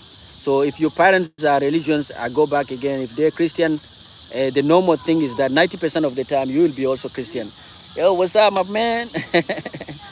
Yeah, what's up? You wanna say hi? You can say hi. You can come and say hi. All right, what's your name? No, just come this side. Come this side. They will see you there. Yeah. Yeah, what's your name, my friend? What? All right, guys, say hi to my. Yeah, yeah, yeah. They said, you know, they're sleeping. People are saying hi to you. People are happy. People are happy. What's your name, guys? Gabriel. Gabriel is saying hi to you guys. Yeah. This is Gal. Hello, hello. They're saying hello to you guys. Yeah. All right, Gabriel. Bye bye. Bye bye. Bye bye. Yeah. Bye bye. Bye bye. Yeah. Yeah, so what I was saying is that you inherit parents, your parents actually transmit information that they have, and that information includes religion. And 90% of the time, me and you are exception.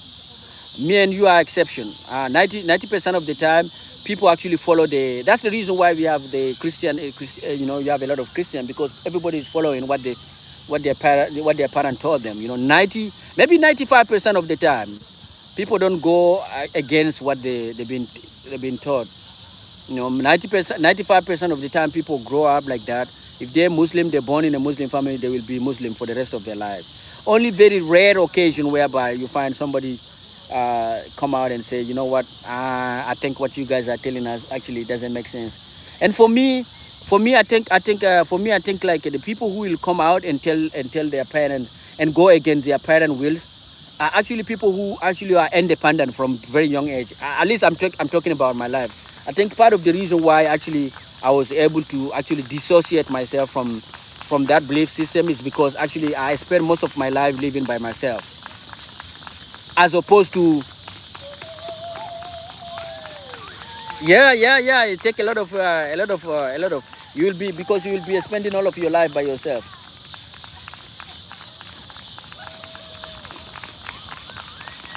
So yeah, it require. Thank you for the thumbs up, by the way. It require people who are a little bit independent. If you grew up in a, if you are very, I feel I don't know, Chris, how you doing today, my brother? I'm doing wonderful. Chris Brown, where are you from, my friend? Thank you for joining us. Thank you for joining us.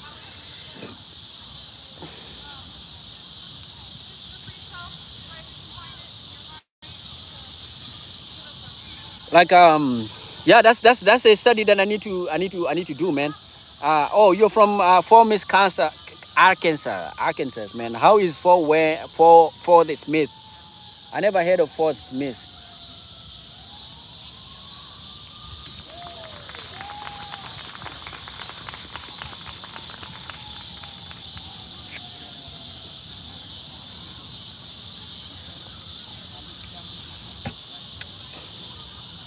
Yeah, I have to do a study about people who go against the will of their parents, like people who go.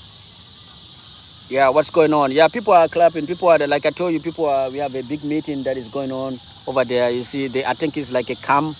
See that group of people? They're doing things. It's like meeting, open meeting or something like that, and people are clapping. Yeah, I was saying that I need to go and do some research about why certain people are going against the norm of their parent in society. I feel like the majority of the time those people are used to living independent. You know, used to live like they're semi-independent. Like if for me, my situation is that you know I live by myself for a long time. I'm always away from my family, and once you're always away from your family, there's no attachment. There's no strong attachment as compared to my brothers and sisters. You know, you know, you're always out, you're abroad, so there's no family unity. You know what I mean? When there's no family unity, you start questioning the behavior of the family itself. You start asking yourself whether what family, and also you have to also associate it with traveling. Traveling also helped me a lot. Traveling helped me a lot. Free thinking isn't so free. Lost a lot of people, and I started trying to find my answer. Yes, it's not free. It's not free because you're going again. What is norm? This is norm. For some people, this is their identity. This is who they are, and you telling them that this is you're going against that thing. So yeah, you have to be. It has to be like a very. You have to be ready for the consequences. And I know a lot of my friends who are pretending to be like a religious person just so that because they marry, because they're living with you know, they don't want to lose their um, girlfriend or their wife. So are you ready to lose it? Now, some people, you know, in a Muslim country, in a people very religious country, not even Muslim or very religious Christian, like a Christian, Ethiopian Christian, for instance. If you live in Orthodox Ethiopia, where everybody, the environment, the community, everybody is Orthodox Ethiopia, a Christian, and then even if you know, if you know that what they're doing is actually not the correct way, you cannot go against them because if you do that, who are you going to marry? If you're already married, like let's say you are already married and you have your children actually believe in that thing more than you. Your children actually will try to force you to come back. You know what I mean? Your children, actually, your grown children will tell you, your dad, what you're doing is actually wrong. They are the one, so your closest family are the one to fight you. So it's going to be very difficult. Your children is telling you, Dad, this is what you need, because people will use everything. The community will use your family, the people that are close to you, your wife. They will be talking to your wife. The community will talk to their wife, and their wife is friend with your wife. They will be Their wife will talk to your wife and tell them that what you're doing is not good, and then your wife will start putting pressure on you, and you have to go back to norm. And it's similar thing in a Muslim country. If you live in a Muslim country, if everybody around you is a Muslim country, is a Muslim guy, then don't try to say, oh, I want to become independent, free. Just like you say, free thinking isn't free. You know, free thinking is not free no more. You pay the price. There will be price to pay in order for you for your independence, and that price can be you becoming uh, an outlier. Let me use the term that you understand very well. The statistical term, the R programming. When you are reading a sample and then everything is going in the same direction, and then there's an outlier, something that is going, you need to kick that shit out. That outlier need to be kicked out. Even in a statistical term, you know that outlier is not good. So that's that's for you, feel better. In a statistical things, in our programming term, outliers are always, troublemakers. Those outliers need to be kicked out. They need to be condemned. And for somebody like you, and I remember those days when I was working on my shit, when I was working on my, on my R programming. Whenever I see those outliers, but some outliers are okay. Okay, yeah, no, for me, I don't know, like for me, because I was heading to I was working on a project, and I want my project, my reading to be that direction. I'm trying to prove a point here, my brother. I don't want this nonsense.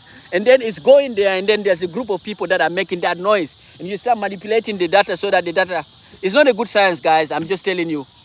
This is me running, working under pressure. I'm trying to achieve an outcome. The outcome say that this is what you're supposed to be getting, and I'm going toward that. I'm tired of doing it, redoing it, and redoing it, and going back and forth. So, so now I need those number to line. I need those number to line in that direction, and some of these numbers are driving me crazy, man. So I'm like, bro, those are outlier, man. Get the f out of here. What are the what are the program that I forgot those program that I use, those code that you use to kick out those outlier, to squeeze those number and kick them out, and out of the out of my way. I'm trying. I remember those days, man. I remember those days where I used to manipulate the numbers, man. But guys, I paid a heavy price, man. My professor is a good bioinformatician. He's good at programming. He used to say that, man, bro, man, when I click this shit, this number you're giving me is not matching, man. The software is giving me different curve, different curve I'm getting here, man. There's a lot of shit. You need to rework on that thing. I was like, bro, I hate those numbers, man. I hate those numbers.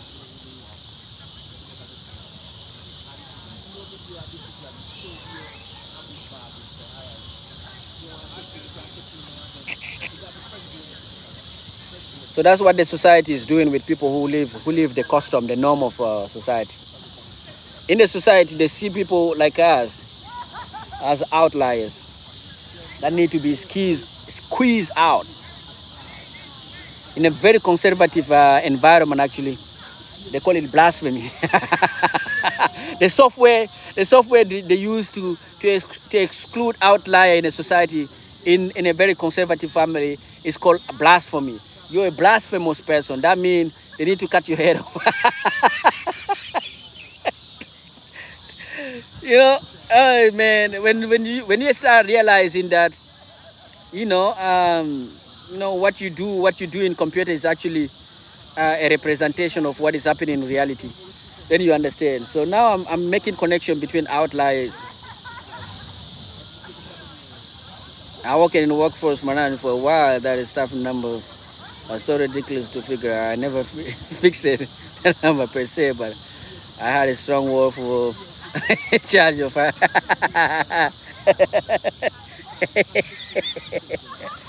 Bro, I mean, the language you're speaking right now, the reason why I'm laughing is because I remember those days when I was working on doing my research. You know, I work in a project.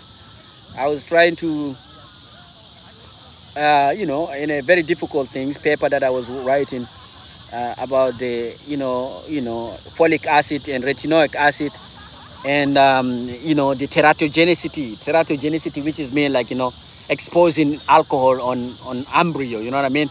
I used to work with a group of fish like zebra fish, called zebra fish. So they're mammals, so we just want to mimic what is happening. Just this is where they study that says that women in their first trimester, or women in their first trimester or second trimester, is not good for them to drink alcohol. Those kind of a study that I was doing. We were doing it on zebrafish, and I did everything correct, but we used to use those statistical mean in order to express the result that we were seeing when we exposed those fish. In theoretically speaking, we know what was supposed to happen. We were trying to force the notion that those congenital anomaly that is a result of the alcohol, exposing the embryo, um, exposing embryo ethanol will result in congenital anomaly. We were trying to say that if you like expose, after if you expose them, if you put like a retinoid acid or folic acid, we reverse folic acid and retinoid acid supposed to reverse that side effect of alcohol. If you expose them early on, like early on meaning that maybe less than 2 days, that there's a reversibility. But when we take that data, when we do that, in theory, yeah, it's fine, but the statistical mean is telling us other things. So we were pushing, me and my colleagues, man. We've been working on that for almost like 6 months. And my colleagues are coming to me and saying that, guys, you need to find a way. Those outliers,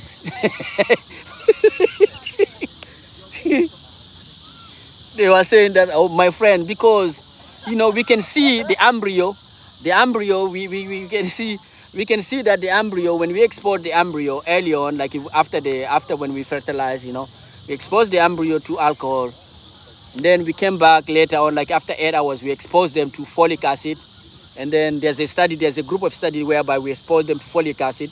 There's a group of study where also we expose them to folic acid plus retinoic acid. And then there's one that we expose them just to retinoic acid. And then there's a group that we just expose them to alcohol. We didn't do anything. So this is they call it control group. And so those data are supposed to be different, man. And statistically, and then my because the majority of the students are undergrad, and I was supposed to be their lead.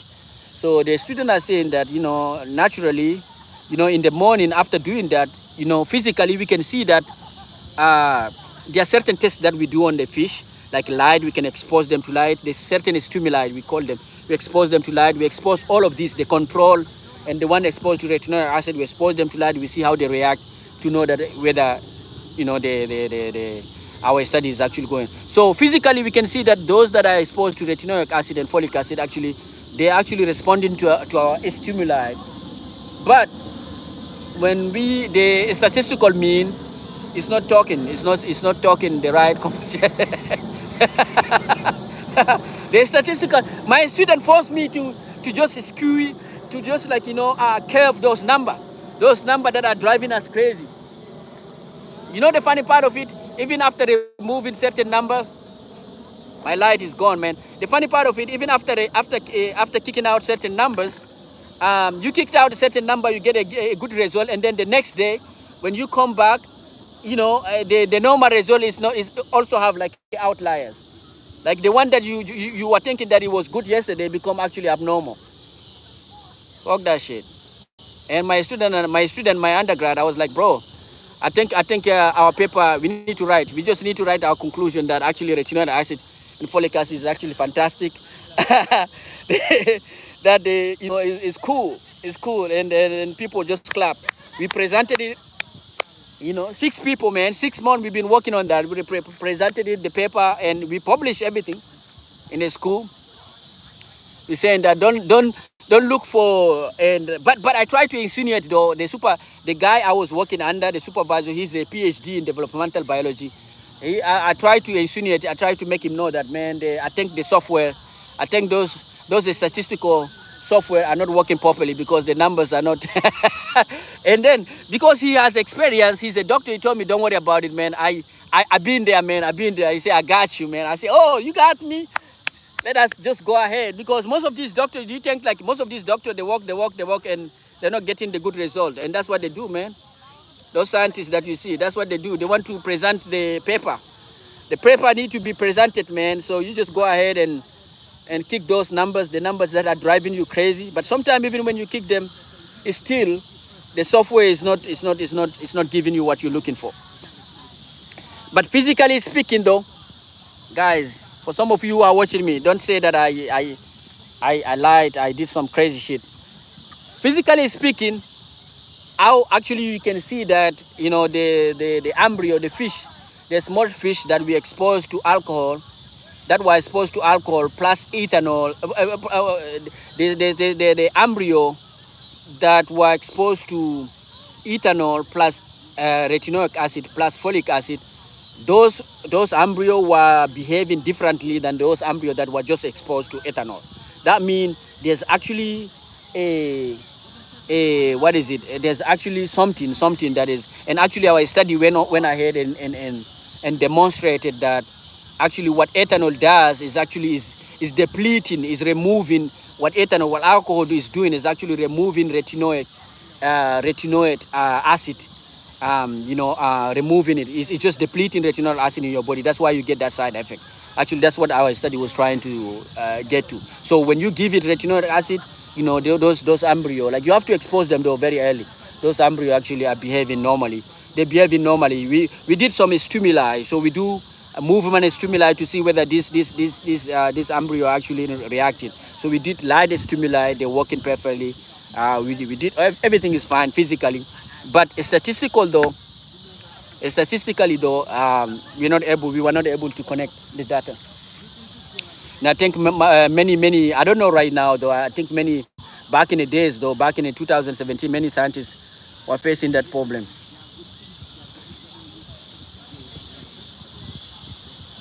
So yeah, that's the outlier. That's the question relating to ours. So keep shifting the scope, man, until we are measuring something completely different. This is why unit testing, root cause analysis, and self-editing is necessary. But now it is. I know. Yep. Those statistical mean. I know what they're looking for, but maybe. But sometimes it's actually majority of professors that I was having. They were having similar issue. That's the reason why researchers are delegating that job, the job of, like, of working on R programming, on expressing the result. They're delegating it to a person who is, to a specialist like you guys. That's the reason why scientists are running away, because you cannot be a scientist and then know what is the problem of that software, why the software is not actually reading the data very well. So I think that's the reason why now we need people like you guys, who will come and intervene, and we just give you the data. This is what we read, this is what we did, and can you guys actually what is it? Can you guys actually help us express that data, in a, figuratively, you know what I mean? Having curve, and your paper need to have curve, you know what I mean? Have the, the curve, and having all of those. I don't know how you guys call it. You want to be a scientist, man? You can. You're in that environment. I think being a scientist right now is the certificate part of it. You have to have a PhD, or some of these companies, when you are applying the requirement, you need to have a PhD with zero experience, or you have a master degree with maybe 2 years, 3 years experience, or you have a bachelor degree with a 5 years experience. But all of it is saying this. Experience is, hand-on experience is what is required. So you cannot be just a bachelor degree. You see, you have to be a bachelor degree plus 5 years of experience. So since you're working in that lab in an environment, you can actually learn from the people where you are, who you're working with.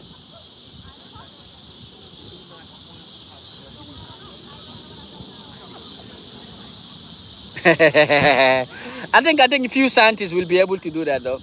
Few scientists, because you need a lot of things in order to arrive that to create that shit. You need a lot of things. But I think what I'm telling you is that since you're working in that environment, in the scientists with the scientists, actually you can read. Actually, you can. This is your moment to combine, to have the experience, to read their article, to read what they're doing, and understand the basic. Come out of it as a scientist, full scientist.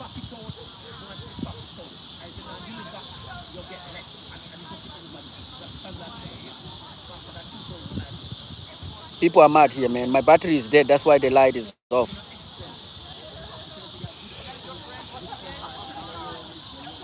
Yeah, guys. Few Feta, it was nice talking to you, man. I gotta go, but I enjoy our conversation. Today we started the conversation with the political. The Algerian guy brought politics, and then we moved from politics to international politics to local politics to science to molecular biology to biology. That's a long trip. That's a long thing, man.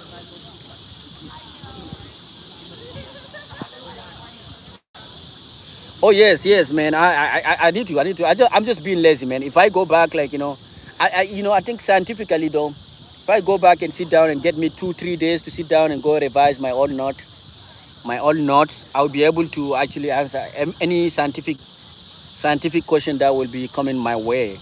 But then again, what will be left is just like the behavioral part of that interview is where it can mess me up. They can see, oh man, you have to be you have to be what is it? You have to be complimentary to the people. They can test your vibes. Part of that interview is to test your vibe to see if you can be complimentary to the people who are already in the lab. So that's the part maybe that is not in my hand. I will try to smile as much as I can. I will try to always smile. Ha ha ha ha! Ha. What's up? What's up?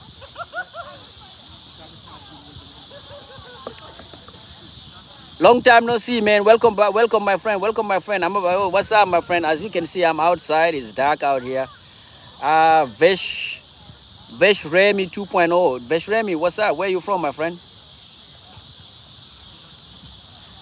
What's up, man? Thank you for the thumbs up. Thank you for the thumbs up. I got the 11 thumbs up with one person. One person left. 1111. That's a sign too. That's a sign too. That's a symbol. My friend from Florida, man. You the guy from Miami, right? I remember talking to one person from Miami. Most of you guys are changing your username, so making it difficult for me to know who you are. You have adapted Nurul way of doing things. The only person that is still coming with the same name, same username is Fury Feta. I've never went to Miami. Oh, where are you then? Where are you located then?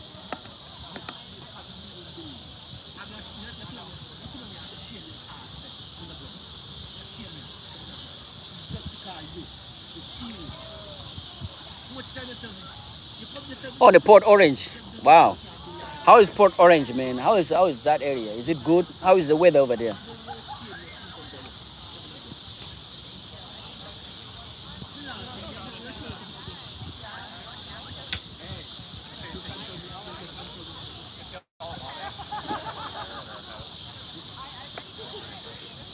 It's hard, hard. All right. I think everywhere we go is hard actually. Chicago is hard too. Chicago is hard too. But luckily we just sitting, we just right in front of the lake, so the lake is allowing us to actually feel good. We're getting some breeze, some winds that are coming from that is coming from the lake. So that's what is. But the weather is nice and breezy. I just got back from the beach. I was surfing. Wow, man, you a good surfer. You a good surfer. You're not scared. What ocean? What ocean is in Florida? What kind of ocean is that? Atlantic Ocean or I always have this difficulty of distinguishing between ocean, you know, Atlantic. What's the other one? Atlantic. What's the other one? What's the deepest one? Pacific Ocean is the biggest one, right? Biggest and deepest one. Is that Pacific Ocean? Pacific Ocean is supposed to be the scary one. The scary, the huge one. The one that reached the afterlife. The ocean that reached afterlife, that is connected to afterlife. I think this is a sign. I think it's Atlantic. All right, guys. I was actually about to go and Vesh Remy 2.0, man. It's nice talking to you, and I'm glad to see you again. But unfortunately, I need to go. It's getting dark out here, and my battery is almost dead. So we talk. Have a good night, man. Have a good night, my friend. We talk later, okay? We see you later. See you. Enjoy your guys, and see you later, guys.